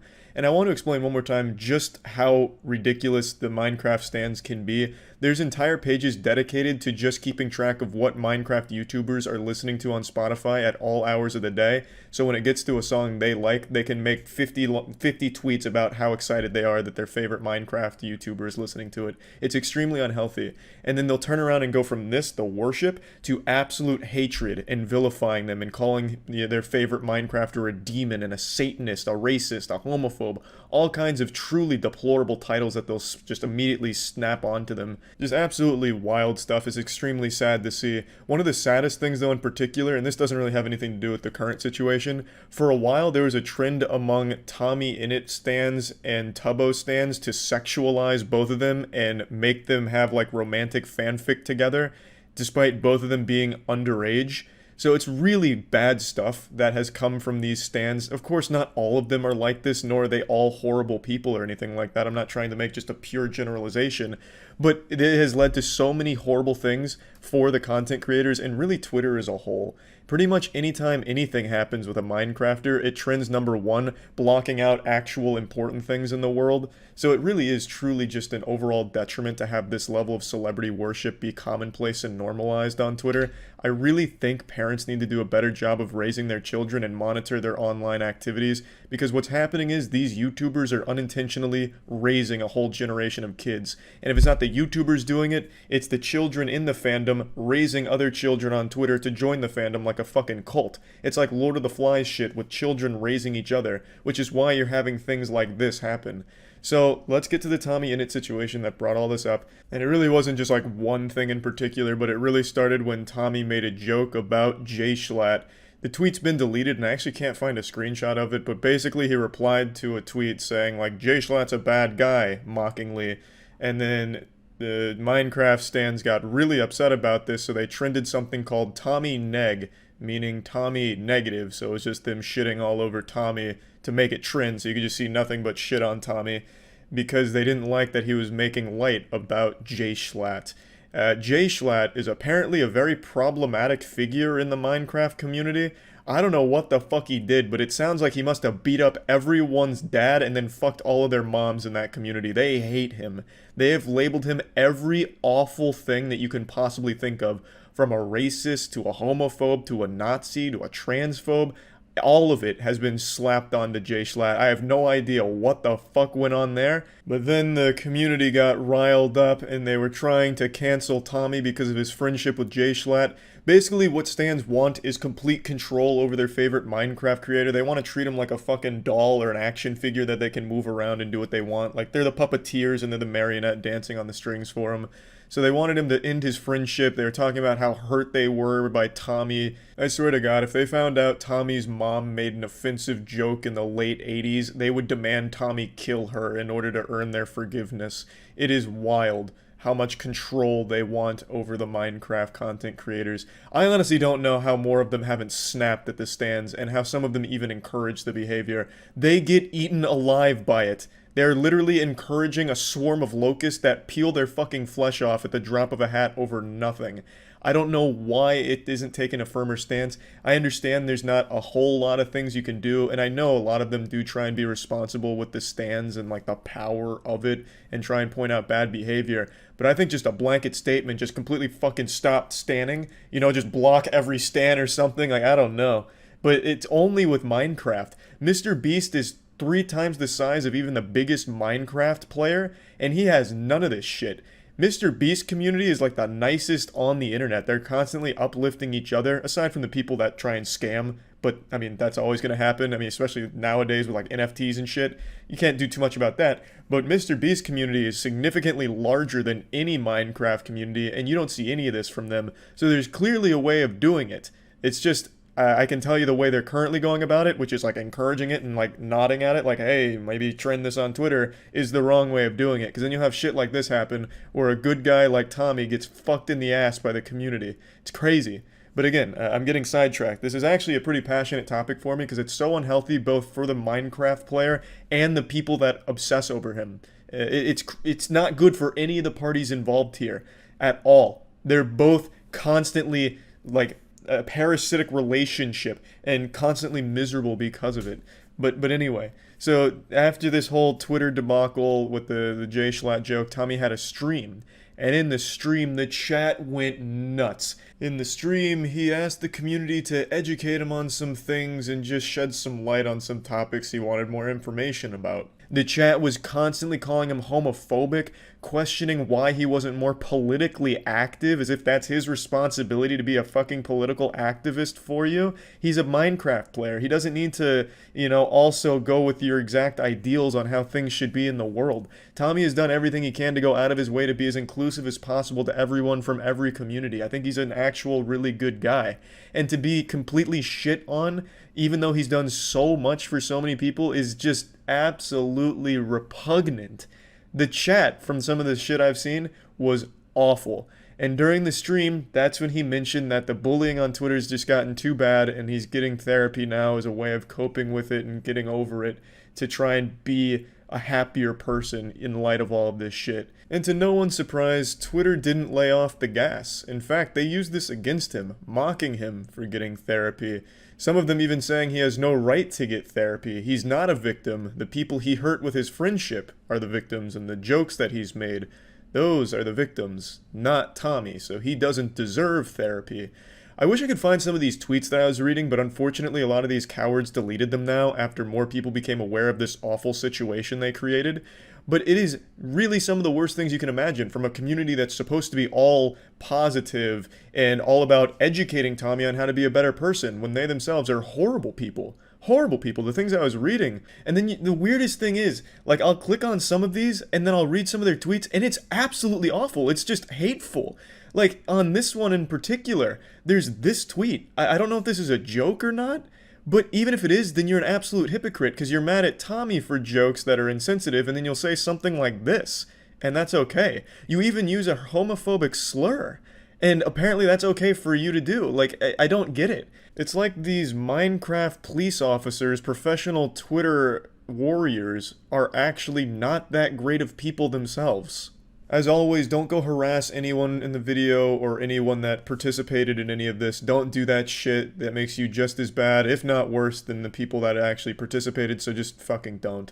And this isn't the only account like this. This isn't the most popular tweet, obviously, from all of that. In fact, this one, I think, only ever got up to like 2K likes before it was deleted, or if it even got deleted. I just can't find it now. All I could find was this old screenshot of it. But there were multiple accounts where you'd click on it and you'd see some truly awful vitriol where they were just spewing some genuine hateful shit. The things that they were saying they didn't like, you know, trying to spread positivity, and then you go on their actual Twitter and it's nothing but hate and negativity. Just all around, this shit made me really mad today. Like I said, I think Tommy's a good kid. I think he had a lot of success at a very young age, and I don't think he let it get to him. Like, I feel like he's not going to become a douchebag or anything, even though he's already a multi-millionaire with a following of, like, tens of millions of people constantly worshiping him. He's still able to stay level-headed. And he recognizes that Twitter's a horrible fucking place, and they bullied him off of it, and now are mad that he's off of it. So when he left Twitter, or at least said that he wasn't going to be as active on it, Twitter fucking attacked him for that, immediately proving why he didn't want to be there anymore. Like, it's a community of people that just love to hate, and that's all they like to do. It's people that always want a constant enemy, a villain to attack. And for some reason, they choose their heroes to do it to. It makes no sense to me. This happens to Dream once a week at least. And it's happened to other Minecraft players as well. It's just crazy to me. And it's really upsetting to see it, to be honest. I think there needs to be like an age limit on Twitter, man. Like, you shouldn't be allowed on Twitter if you're under the age of 18. Because it is just not healthy for anybody letting kids on that platform. It is just fucking not. It's bad for everyone's mental health. So anyway, I just wanted to talk about this whole thing because this one just fucking blew me away. And that's about it. So yeah. Now, I've seen a lot of people say that I look and sound like a redditor, which is one of the most insulting things you can ever say about another human being. But what if I force-fed you a hard truth? What if I told you I don't really use Reddit? My narwhal doesn't bacon at midnight. I'll occasionally go on there just to see if there's any breaking news that I might be unaware of, but it's very infrequent. And I never, go into the swamp of a comment section on the platform. Until today. I don't know what possessed me to do this. It must have been some kind of divine moment that just grabbed me by the shoulders and possessed me, told me that I needed to read some comments today, and I am so thankful I did. I stumbled upon true beauty with an argument that could only ever happen on Reddit, that perfectly encapsulates the quintessential Reddit user. In this moment, I am euphoric. Thanks to finding this fucking angry Redditor and everyone who engaged with him on this day. It started in the most unsuspecting location, but then again, that's where all good fairy tales begin. In the place you least expect them. So, it was a clip posted from this podcast. Now, the clip doesn't matter. I'm not going to play the clip. I'm sure you probably already recognize the person here. Her name is Bobby. She runs a podcast where she interviews famous celebrities. And her whole shtick is she makes things awkward, which is a very hit or miss format, so it's led to a lot of debate on why is she so popular. Also, is she an industry plant because she seemingly blew up overnight? She landed an interview with Drake while she was still relatively new and not massive, so it just started raising a lot of red flags, and a lot of people started saying it must be an industry plant. And then she started getting even more superstar celebrities, like this clip is from an interview she did with Lil Yachty, and it's just been a lot of hoopla around her and her content. The only reason I'm even giving you this lore dump is because it is necessary to put into context what started this argument. And it's the entire reason I went into the comment section, really, of this video. You see, Bobby's content is very polarizing. On TikTok, people love Bobby. They're cheering her on, pumping their fist. Go Bobby! Let's get it! Fuck yeah! And then on Twitter, it's boo! Oh brother, she stinks. Get out of town, scram, this is garbage. So two very different responses to her content on two different platforms, but I've never really seen Reddit's opinion on it. I've never seen them weigh in, and curiosity got the best of me. I marched into Mordor, went to the comments in order to get an answer to the question, and most of the comments were pretty negative towards the interview. But there was one comment that spawned a whole series of dominoes to fall. So let's begin our journey. I'm going to blank out their name here. I don't want anyone to go harass anyone involved in this situation. So, this individual comes forth and says, "What grown man sits down and watches this bullshit, then have the nerves to repost this garbage to Reddit?" Now, this comment received a lot of love. Over 400 upvotes, which is nothing to scoff at. That's a lot of high-quality karma. Unfortunately, no Reddit Gold, Reddit Platinum, or Reddit Silver was gifted to it, so we weren't blessed with the edit "thanks for the gold, stranger," or anything like that. But still, the community responded very positively to this comment, and most of the comment section here echoed the same sentiment that they didn't really understand the appeal of the clip. Now, all of this doesn't matter. You can wipe your ass with all of this now, because going forward, this comment spiraled into something that had nothing to do with the original post anymore. And it went fucking insano style. Now we're introduced to our primary antagonist of Season 1. So, from out of nowhere, our main character gets challenged. Someone steps in and says, "Lol, you're on the Hot Wheels sub, dude. Weird to take shots at what grown men should be into when your interests include Hot Wheels. Different people like different things. Leave it be." So he goes into the post history of this individual and notices that they are a frequent poster on the Hot Wheels subreddit, and he's using it to take some shots at him to try and showcase, like, "Hey man, you say grown men shouldn't be into that, but I could also say grown men shouldn't be into Hot Wheels. You see how that works?" And he's not wrong. He's coming for the throat here. You could absolutely say the same thing. What grown men would be so into Hot Wheels that they'd go on to Reddit and talk about it all the time? I personally have no problem with that at all, and I don't think this poster does either. He's just using it to make a point. I think whatever hobby you're into, whatever you collect, I think it's great. I think that shit slaps. Having something that you're passionate about that you would collect it, I think is a cool thing. I mean, I have fucking cards framed on my wall from Yu-Gi-Oh! And Pokemon, right? Like, I get it.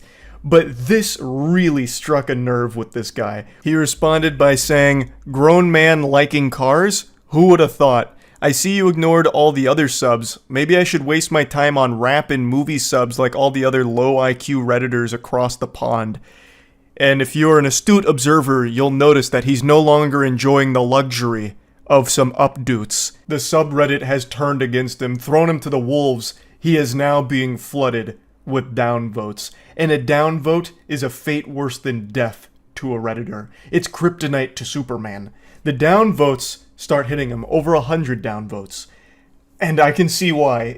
This feels very insecure to come at him like this. Like, his point was pretty clear, but then he, tries to, I don't know, explain away why it's, really in line with being a grown-ass man because he likes cars. He's like, "Oh, well, yeah, grown men like cars, Hot Wheels are cars, duh. I mean, maybe I should just go to rap and movie subreddits like you low IQ plebeians."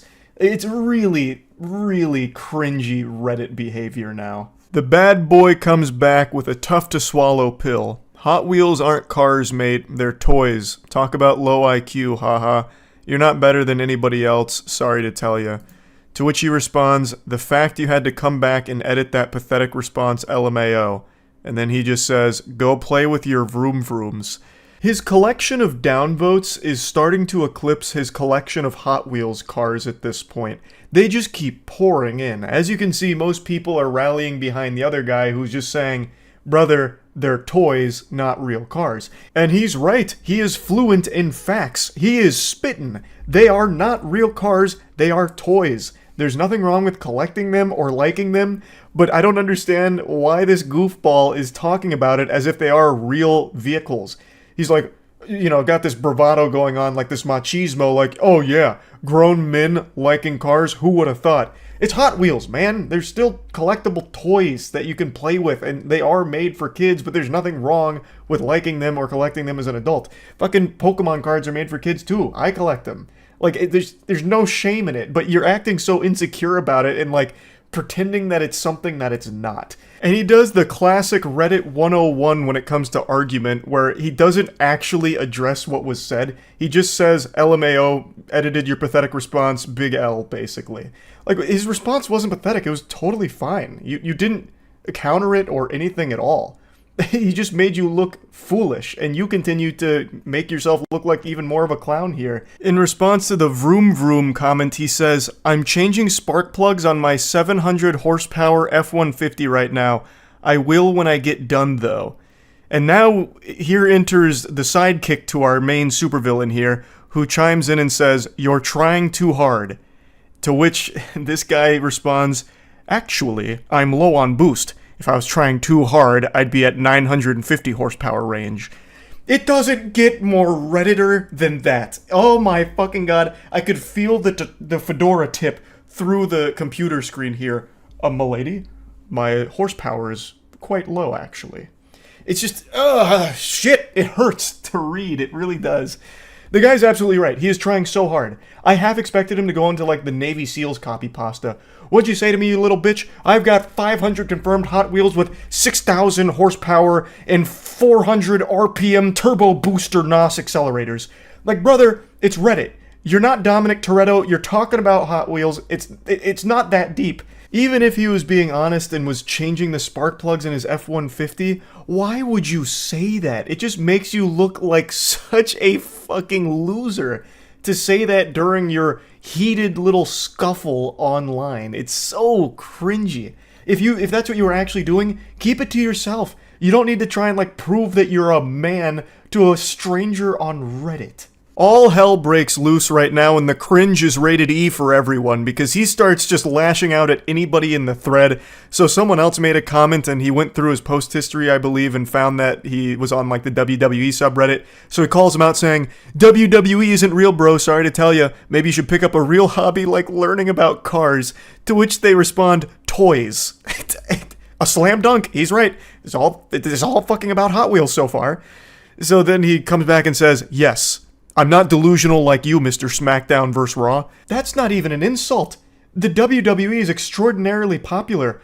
Hot Wheels Henry is just really scrapping for any morsel, any crumb of an insult that he can, slap together. And it's not working. It's not. He's fighting like 16 different battles from all fronts here on this comment thread, and he's losing every single one of them. Our boy then goes full armchair psychologist.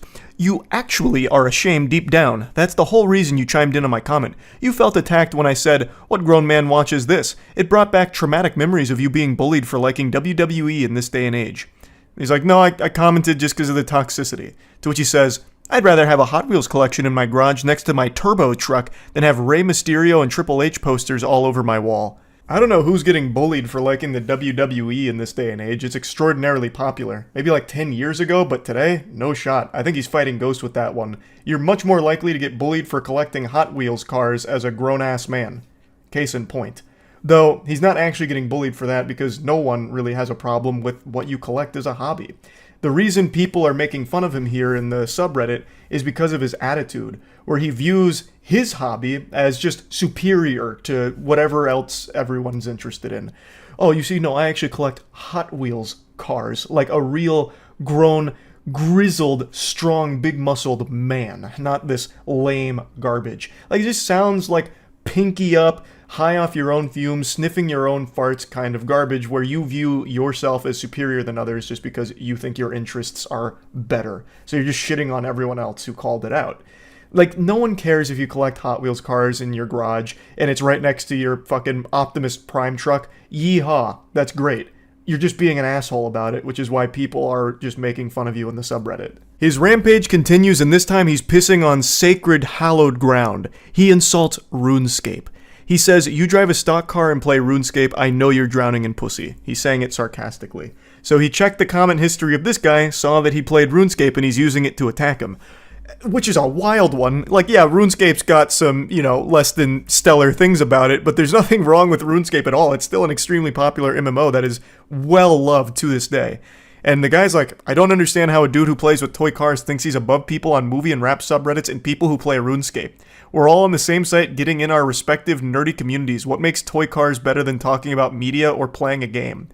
Which is fair. I mean, that makes a lot of sense. And then he just goes, you don't understand because you can't even turn a wrench on your own car. Of course, a mechanic is going to be into Hot Wheels considering he works around cars all day. Do you need me to further break it down for you to understand? Oh, just that aura of insecure loser is very potent. It's like in Bleach when they first meet Kenpachi and his spiritual pressure is so strong that it just glues people to the ground, they can't even stand up. That's what his loser aura is doing to me right now. It's rough. Why do you feel the need to defend your hobby when no one's actually attacking that? They're attacking your behavior, where you think what you do is better than everyone else and can't understand that different people are going to like different things and there's nothing wrong with that. That's the only thing people are picking apart. That's what started this whole thing. You were saying, who watches this garbage? What grown man would do this? And one other guy was like, hey, you're a grown man who plays with Hot Wheels. You understand? Like, different people like different things. It could have been so easy to just meet in the middle, shake hands, and be like, oh, okay, I get it. Yeah, this wasn't for me. Just like Hot Wheels collecting, maybe not for you. But he just refuses to accept that reality. Instead, he's just going, no, you don't understand because you can't turn a wrench in your own car. He just keeps diving in on things other people like. Do you just really call RuneScape a fun multiplayer game? Responding to someone saying that it was a fun game, there's nothing wrong with it. You're not playing COD, dude. You're playing a game that's synonymous with virgin weirdos like yourself. Deaf embarrassing. He's just trying way too hard. I can feel the tears in his eyes as he types these comebacks. Now, up until this point, I had a big smile on my face reading these for the first time, but when I read his next response here, I let out an audible gasp. So the guy, once again, is still going in about RuneScape, like, you know, it's just an MMO, you know, whatever, you're being a judgmental prick, and can't handle it when people roast you back. So you start combing through comment histories, massive Redditor mindset. And his response is, I can definitely handle it, LMAO. I just shit on 10 different no-lifes, including you, that wanted to be relevant. There's multiple comments saying who watches this, but of course you want to reply to mine for the free clout and upvotes from the Fem girls. I don't even know what fantasy land this guy's in. He just went into Narnia, and he's not coming back, I guess. We've lost him for good in delusion. Farming the free clout from a Reddit comment section? What clout? And where did the Fem girls come from? And I don't understand. There's so many layers to this onion, I don't even know where to begin with picking it apart. So, first of all, he can't handle anyone roasting him back. He has showcased that very beautifully. He's had a full-blown conniption over this. He did not shit on 10 different people. He just made a fool of himself in response to 10 different people. And he says that they just wanted to be relevant. So I'm guessing this guy has a huge ego, and he thinks that he's some kind of Reddit power user, perhaps? Like, his karma speaks for itself, right? Like, this is a big guy. And you guys are only responding to him because they're trying to suckle some clout from his teats, his big, ample bosom of relevancy. It's wild. It's so wild to me. So I went to his account because I did a double take. Is this like a big Reddit user? No, he's not. Like, I don't know what like the highest upper echelon of Reddit karma farming is, like the biggest karma accounts, but his is not very high. Like, I don't know where this is coming from. But even if it was, if he's the number one Reddit poster, there is no such thing as Reddit clout for commenters. That doesn't exist. Like, Reddit is the only social media platform where if you're extremely active, the number one account on Reddit, it doesn't do dick for you. It does less than nothing for you. If you get Twitter famous, you can at least turn that into some kind of like sponsorship revenue or lead people to other platforms to maybe follow you. Now you can even make direct ad revenue from engagement, I guess. TikTok, obviously, you can make a whole career out of. Even Facebook, obviously, YouTube, Twitch, every other social media platform, if you are a power user of it and get like a big audience on there, you can make a whole career out of it. Reddit, if you dedicate your life to being a Reddit power user, all you do is get laughed at. That's your big reward. You get insulted for wasting your time. It is the only social media platform where you cannot make a career out of being a power user of it. So even if he was the number one user on here, it wouldn't matter. And there's no clout that anyone would be able to get from this exchange. This was just one of the most bafflingly out of touch comments I think I've ever read on that platform. Now, another Redditor came in and said, no way you just said free clout when referring to Reddit comments, also stunned by the statement, and he double responds here saying, your plan worked, dude. You got all the femboys wanting to suck you off. And since we're on Reddit, I'll just go ahead and do it. You used the wrong form of your, actually. And then his next response is, y'all should become friends and play together. Y'all would fit in perfectly with the rest of the RuneScape community. I'm at a loss for words. This is kind of where the whole thing ends. And man, what a banger of an exchange it was. It's just such an adventure. All starting from someone mentioning his Hot Wheels hobby. And look at where we ended up, huh? Look at us now. Who would have thought? This is a wacky argument. Probably my favorite Reddit argument that I've got to actually find for myself. I got to come into this in the wild. I didn't get linked to this. No one told me about this. I just happened to be perusing the comment section and then saw this argument unfold. And I got to go on an unexpected journey with it. And I really just had to share it. I had to. So yeah, that's really about it. So yeah.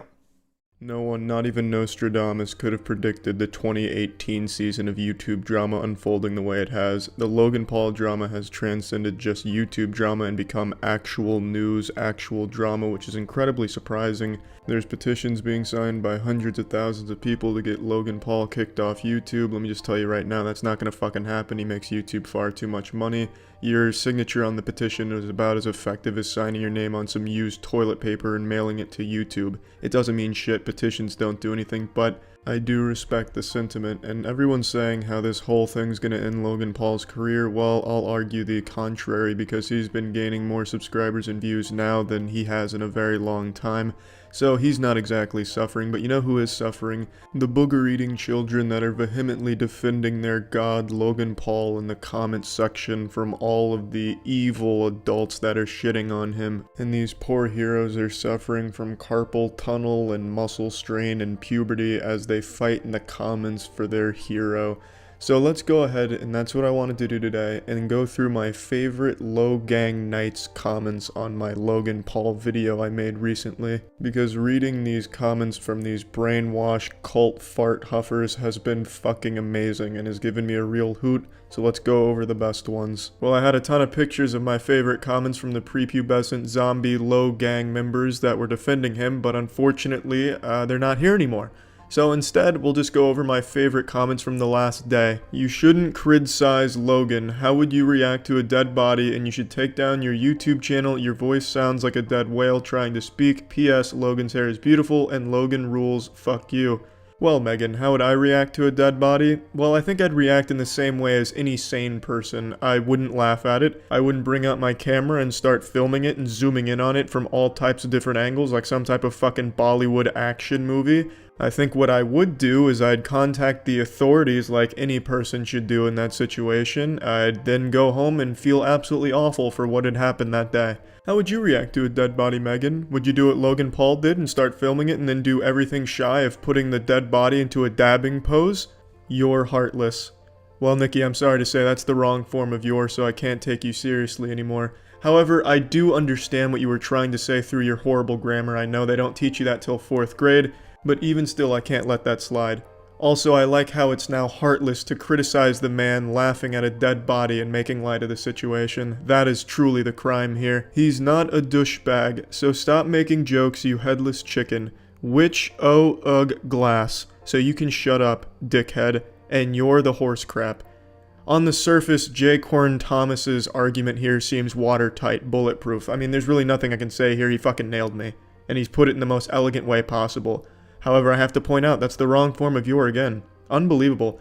You knew Logan Paul fans were dumb. You knew Logang was fucking stupid, but did you know they were this stupid? I don't think so. Use the correct form of you're next time, kids.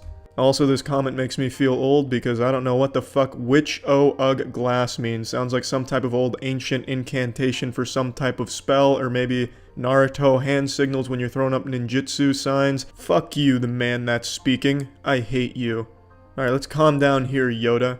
I think you're acting like a bit of a douchebag in this comment. Logan Paul uses jokes to cope with bad stuff. Fuck you. King Super Destroyer 123. What a fucking name. That's a name that'll strike fear into everyone on the playground. I can already see it going down now, John Wick style. Whose juice box is that, Cody? Whose juice box did you take? Well, it's King Super Destroyer 123's. Jesus Christ, Cody. It's game over. But anyway, they're saying something here that I've seen all the little champions defending Logan Paul saying. It's how he copes with things by making horrible, not clever jokes at the situation. That doesn't really make it okay. That's not a respectful way of coping with things. He should try and learn a new way of going about things. I understand everyone reacts to things different ways, but I think on camera you can be a little bit more respectful and cope with things that way off camera because it portrays the whole situation horribly. You know, what if Logan Paul's way of dealing with situations that were stressful was by jerking off a fat nut? If in this same video, he started jerking himself off and coming onto the dead body, but it was just his way of coping with things, would that make it okay? I don't think so. So why should him making jokes at the fucking poor man's expense be acceptable just because it's Logan's way of coping with it? It's fucking silly. It's a horrible excuse. Horrible defense. Oh, and by the way, you're a fucking touch noodle. He's more runner and more awesome than you dick. I clicked on this video to see how you're gonna prove this bullshit, you dumbass clickbait asshole. Well, Chloe, you shitty grammar Neanderthal, you used the wrong form of your twice, outshining your peers. It's amazing.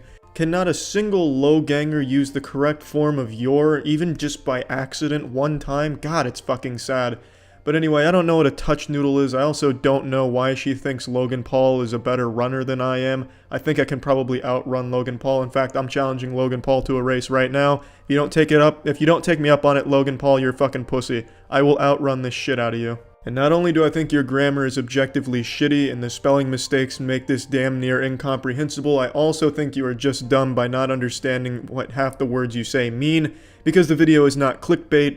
The title is Logan Paul laughing at a dead body. If you click on that video, you will see Logan Paul laughing at a dead body. No clickbait there. Hey, you can suck my fucking dick. Fuck you. I will beat the shit out of you. Douchebag McGee. Well, now I have to sleep with one eye open because Justin said boss track sass, whatever the fuck that name is coming for me. Yikes. You heartless stupid piece of crap on the street, Logan Paul. How hypercritical can you be? Well, shit. I initially thought this was about me, but reading it back, I think he might be talking to Logan Paul. I don't know why people are trying to have a conversation with Logan Paul in the comments of my video here. But when I first saw this, I thought he was talking about me. But now, upon reading it out loud, I'm not too sure. It's really impossible to tell what half of the logang people are trying to say in the comments, because they're all damn near illiterate. But anyway, I like hypercritical here. I thought that word was great. Now, I decided to save the only one that actually had thought put into it for last, so let's read Gavin's here. Dude, STFU, IDKYPPL wanna bring him down. Can you guys just leave him alone and forgive him? And I promise you that he will never ever do that again. I guess this is his mother speaking. He's talking about Logan like he's a dog. I will promise you that Ruffles will never shit on the floor again. This has absolutely kissed me the fuck off. Please stop kissing Gavin off. Can you guys just lecture him and get over it? He won't do it again. If you tell him what he did wrong in the right way, not just fucking call him stupid ass names and hate on him. I'm just saying that if you are going to try and make him realize what he did wrong, then do it in a non-bitch ass way. BCS saying shot about him ain't gonna do anything but make him angry and sad. Maybe if all this hate gets to him and he will kill himself, BCS of depression, ever fucking think of that dumb ass bitch? Well, Gavin, can't say I did think of that, because a person like Logan Paul, he will never ever feel anything. He's a sociopath, Gavin, I'm sorry to tell you. But please stop talking about Logan like he's some type of animal you own. You don't know him. You're not his best friend. To Logan, you are just a number on his view count. So anyway, I wanted to show a lot more and a lot better comments that I had been saving images of over the last couple of days, but unfortunately, like I said, I don't have them anymore. So I thought just over the last 24 hours would still be fun. So yeah, that's it. See ya. Hey there, you having a good day? Well, fuck you, because everyone on this subreddit isn't. And you know why they're not having a good day? Because they read or saw something that had a dog in it. Today I'd like to cosplay as those hands that drag you down to hell, but I'd like to drag you to a place that's even more joyless than hell. It's a subreddit dedicated to this crazy hate of dogs. Just the fact that dogs exist bother these people to their very core and ruin their day. God forbid if they see like a Facebook post with a dog in it, or if they hear a dog bark, they go like a fucking full Winter Soldier episode and leave like a 9-paragraph post on this subreddit complaining about it and how dogs should be euthanized out of the world or some shit. It's crazy.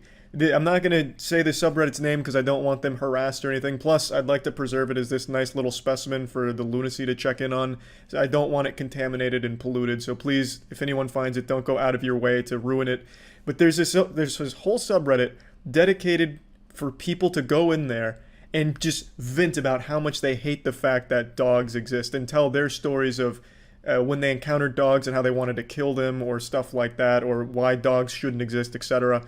It is so sad. So unbelievably sad. Now, this also exists for cats, but today I want to focus on the dog one because they're a lot more hateful for some reason. Now, just in case one of these people from the subreddit is watching this video, I'm going to go ahead and call in one of my dogs. Just the sight of a dog makes these people just fucking melt. It's like taking sunlight to a vampire, like rubbing garlic in their face. Kata, come here. Kata. Good girl. What a good girl. Yes. All right. Now, please, come on, hop up. Join me as we take a look at the most unhappy subreddit on all of Reddit. Good girl. I'd like to start with the most reasonable of everything on the subreddit. So this is, I downvote anything with a dog in it. They go on to explain they're tired of seeing dog content. You know, there's nothing wrong with not liking dogs. You don't have to fucking love dogs or animals in general for that matter. But to go out of your way to make a whole subreddit and multiple posts talking about how much you actively hate dogs and the fact that dogs exist, that's pretty insane. Like, that's pretty wild shit. To just be so bothered by the fact that dogs exist in the world is such a weird thing to harp on. Like, what's next? Are you gonna be outraged at the fact that you can't see air with your own two eyes? Just fucking weird. But anyway, like with everything on the internet, the comments is where shit really pops off, so I'll read a couple. Same. I downvote anything with a dog in it, including memes. I'm on several food Reddits, and at least 3 to 5 times a day I see a picture of someone's food and a dog in the picture, and they mention the doggo. The dogs are usually looking ultra pathetic in the pictures and begging for the food in said picture. It's also pandering for upvotes / awards to have the dog in the picture because doggos are so trendy right now. I mean, I don't care. If there's even remotely a dog in it, I downvote it, and I'm not sorry about it. Yeah, this comment really reads like someone who doesn't care. Sorry, not sorry, just hate dogs. It calls them ultra pathetic. Like, what a weird thing to attribute to an animal. Oh yeah, I was driving around and I saw this fucking pathetic looking dog. Can't even do a bicep curl. Probably has a negative KD in Fortnite. It was so sad, so I just fucking spit at it. Like, it's not nearly as good as a human. Dogs can't do what humans do. How fucking sad and pathetic are dogs, am I right, humans? This person's whole identity revolves around their unique trait of hating dogs to an absurd degree. The fact they can't see a dog in a picture with food without getting irrationally angry about it. Like the other commenter said, what if it's just a dog's ear accidentally? And then someone replies, well, if it's a food subreddit, then they shouldn't have a dog so close to their food. Ew. Oh, ew, how yucky, there's a dog in the kitchen. Meanwhile, this guy probably doesn't even wash his hands after taking a shit. Probably doesn't even wipe his own ass either. Like, these are probably the filthiest people on this subreddit, and yet they put all of that on dogs. It's like they're projecting all of their insecurities on dogs. So fucking goofy. Sometime I sort by new, just so I can downvote any dog posts. I hope to catch them before they start trending. That's a great idea. Also, by the way, that is the same person who said dogs shouldn't be anywhere around food, like in the same fucking city as food. Now that's just asshole behavior, like Jesus, let people have their fun. Someone says, you know what, that's a little too far. But luckily they have a reasonable response, very level-headed. You want to know what is asshole behavior? Having a big dog in an apartment, letting a dog bark all day while you are at work, thinking a dog's life is more valuable than a human's. Okay, calm down here, big shot. Where did you get any of that from the post, which just says I downvote dog posts? Where did all that come from? This is like an onion. We have to peel apart the layers to really figure this shit out. It's so unrelated, you know? It's like getting in an argument with me, or like, Charlie, you're really bad at basketball, and then I turn around and be like, you know what's really bad? The fact that my dad doesn't think I'm successful and laughs at me because I'm short. Like, you know, where's that coming from, Charlie? That's not what we were talking about. In this post, this person was just saying this is kind of asshole behavior to be doing what you're doing, downvoting new posts just because you don't like dogs. And then they turn around and go off on a completely unrelated tangent about valuing dogs' lives more than humans. I do too, referring to downvoting dog posts. Lately there have been a Louis Vuitton ad with an ugly-ass dog in a handbag. I couldn't be more disgusted. Why are luxury brands associating themselves with one of the filthiest animals in the world? That's a pretty big leap, calling dogs the filthiest animals in the world. There's animals that literally live in shit. And you know, humans aren't that clean either. In fact, I would argue humans are dirtier than most animals. Like, you can catch all kinds of diseases from other humans that you can't from animals. I mean, like, you could definitely make the argument humans are actually far grosser. The guy who commented this is probably 15 days without a shower by now. You know, there's plenty of arguments that you could make that make dogs not the filthiest animal in the world. In fact, I don't think at any point you could even make the argument they are. Like, this is just a really delusional post. Making my boyfriend and his dog move out. So this is a lot to digest here. Chapter 1 is spent introducing the characters and setting the scene. This lady has just closed on her dream home and her boyfriend is moving in and he has a dog. Chapter 2, we're introduced to the main villain of this anime arc, who also happens to be the protagonist. So this is her talking about the dog. But I hate him, he smells, he's neurotic, he's super weird about nail trim, so I'm constantly hearing the tap, tap, tap, tap of dog claws on my floor. I just hate it. Because of his claws, the Trex deck I have currently is totally scratched to all hell. Thankfully, the buyer has a dog, so she didn't mind, and it didn't cost me anything. He's made pee rings all over the lawn, and I don't feel like I can walk barefoot out there anymore. My house smells like dog, despite weekly baths, and he's of course scared of water, so bath time is mostly a war we must wage. I finally told my boyfriend today I don't think I can do it. I don't think I can live with a dog, especially in my new house. This lady is about to throw away a relationship because she just doesn't like dogs. I knew I didn't want to, but it felt very good to say it. It sucks because my boyfriend said he won't let the dog go. That's fine. I'll live in a $500,000 home by myself, and he can rent an effing apartment. That means fucking apartment. She's venting. She's getting very angry, you know. She's making a stand. You know, fuck dogs, and he can live on the goddamn street and get pissed on by homeless people with his dog. I don't care. I'm better alone. I don't know about the status of our relationship. I'm going to tell you it's probably over. He probably saw this psycho side of you. It's honestly been rocky for a bit, but I think it's mostly due to his dog being a constant source of friction. I'm not scared of being single though, so if that ends up being the best for me, I'll do it. I'm just glad I found this sub because sometimes it feels so isolating not liking dogs. Thanks for reading. Felt good to write it out. Well, this basket of sunshine here seems pretty rational. There's not liking dogs, and then there's this, throwing away your entire relationship and future plans because of not liking a dog. That's very different. You see, in a relationship, I don't know how many you've been in or if you even know how they work, but not both people are the same person, so they're going to have different likes and dislikes. That's totally normal and natural. There's compromises that you two make together with communication instead of some kind of crazy ultimatum outrage where it was either me or the dog. Get the fuck out of here because I hate dogs. That dog's claws tap on the floor and it makes me fucking mad. Get the fuck out of here. Like, that's a different level. That's not disliking dogs, that's you being crazy. That's you having an irrational hatred of an animal. I can finally shout it from the rooftops. I am finally dog free! After 4 years of piss, shit, dirt, filth, grime, dog hair, foul odor, fights with my spouse. Probably not the dog's fault, you're probably just a really shitty significant other if I had to guess, especially with this kind of weird post. Annoyance, rage, resentment, hate, disgust. And holding my tongue more than I ever thought humanly possible, I can finally announce my family and I are dog free! Fuck that piece of shit. I am so done with her. She's gone and she's never coming back. I've been singing and dancing all day. I've already started cleaning and scrubbing her from my life. It's a long process to clean every last piece of shit that has her filth on it, but I started already, and it's so therapeutic.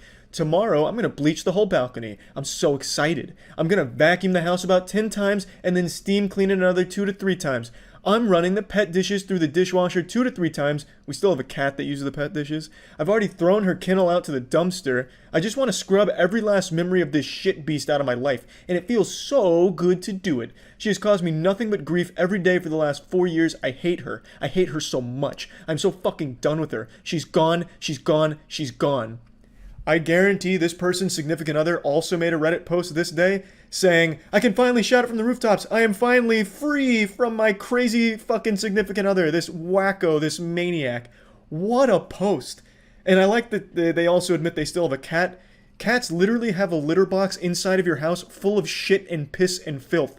That is an actual cauldron of filth in your house. At least if you train a dog properly, they will go to the bathroom outside, which is out of your house, which means out of your immediate vicinity. You have all kinds of fucking cat shit particles floating around. I like cats not as much as dogs, but cats have a fucking litter box in your house, so if you're going by just like pure you know, poop and shit in the house. Cats literally do it inside. Dogs do it outside when they're trained. This is probably just the worst dog owner of all time. Judging by this post, I think that can be said with a high level of certainty, just not very competent when it comes to animals.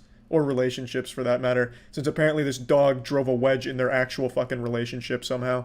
I hate seeing dogs on cat-dominated subs. Your shit breed isn't cute. It's always titled, "Are Dogs Welcome?" and the images of an ugly ass sniffer barely doing whatever the sub is for. The comments are idiots simping like, "Oh yes, haha, love your pupper, I would let it shit on my front yard, ahaha."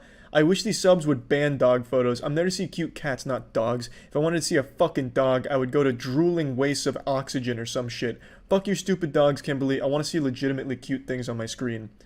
Yeah, I'd let a cat shit in my house, haha. Like, this is such a dumb argument. Dogs shit outside, cats shit inside. Like, you like cats, but you point out that dogs shit in the front yard. Your cat is literally shitting where you sleep. You know, like, again, I like cats, but these arguments are absolutely ridiculous. You're a fucking idiot. Not liking dogs is one thing. Not liking dogs on a cat sub, totally reasonable. But to take it to an extreme, it makes no sense. There's so much on this subreddit. I only shared with you the top posts of the last year because I don't want to get too deep into it. So I just wanted to share the top posts recently for the year. It's crazy. All of them also play this victim card where it's like, we're crucified for not liking dogs. People just can't accept that some people just don't like dogs. No, you fucking lunatic. No one is mad at you for not liking dogs. It's taking it to this crazy extreme where you make it your whole personality trait or the deciding factor in a relationship. You know, like that's to an absurd level. It's just so extreme and ridiculous. There was a post on there about this lady who in her Tinder bio changed it to "I fucking hate dogs" and went into detail about not liking dogs, and she was saying how she doesn't get matches anymore or something like that. It has nothing to do with the fact that it's dogs. It's the fact that you have this crazy hatred for something that you're just so willing to just wear on your sleeve. Like, change that whole thing. Instead of it being like, "I fucking hate dogs," change it to something, you know, "I fucking hate Pepsi." If you wrote a paragraph about how much you fucking hate Pepsi, people would still look at you the same way and think you're weird. It has nothing to do with the fact that it's dogs. It's the fact with how hard you go in this hatred for it. Like, it's so weird. That's why people often look at you as like a circus act or like something goofy to read and be surprised about. To hate an animal to this level. There's plenty of things to not like about dogs. Sure, you know, some dogs are aggressive. Maybe you had a bad experience with a dog. People have died from dog maulings. Yeah, that's absolutely happened. It's happened with cats as well, which they all, well, not all, but a lot of them on this subreddit seem to like cats, but it's also happened with cats too. Like, it happens. So there is things to not like about it. So no one really blames you if you're not a huge fan after having an experience or reading something that scared you. But to have this level of fixation on your hatred for an animal is crazy. There's a lot of posts in here where they celebrate when they get dogs taken away from their owners or get their neighbors kicked out for having dogs in a neighborhood. There's a lot of posts about that. Now, some of them actually were pretty decent. Like, there were owners of a dog that weren't treating the dog well, and they got the dog separated from the owner, so maybe the dog can find a better home. Those are fine. But then there's other posts cheering them on, like, my neighbor's dog barks a lot, so I called the police on him hoping that the dog would get shot by the police. Like, that's the craziness that people look at you and raise an eyebrow at. It's not the fact that you're not a huge fan of dogs. It's to have everything about you be hating dogs is weird. And that's why people find you to be this interesting specimen to read about on Reddit. So yeah, anyway, that's about it. See ya.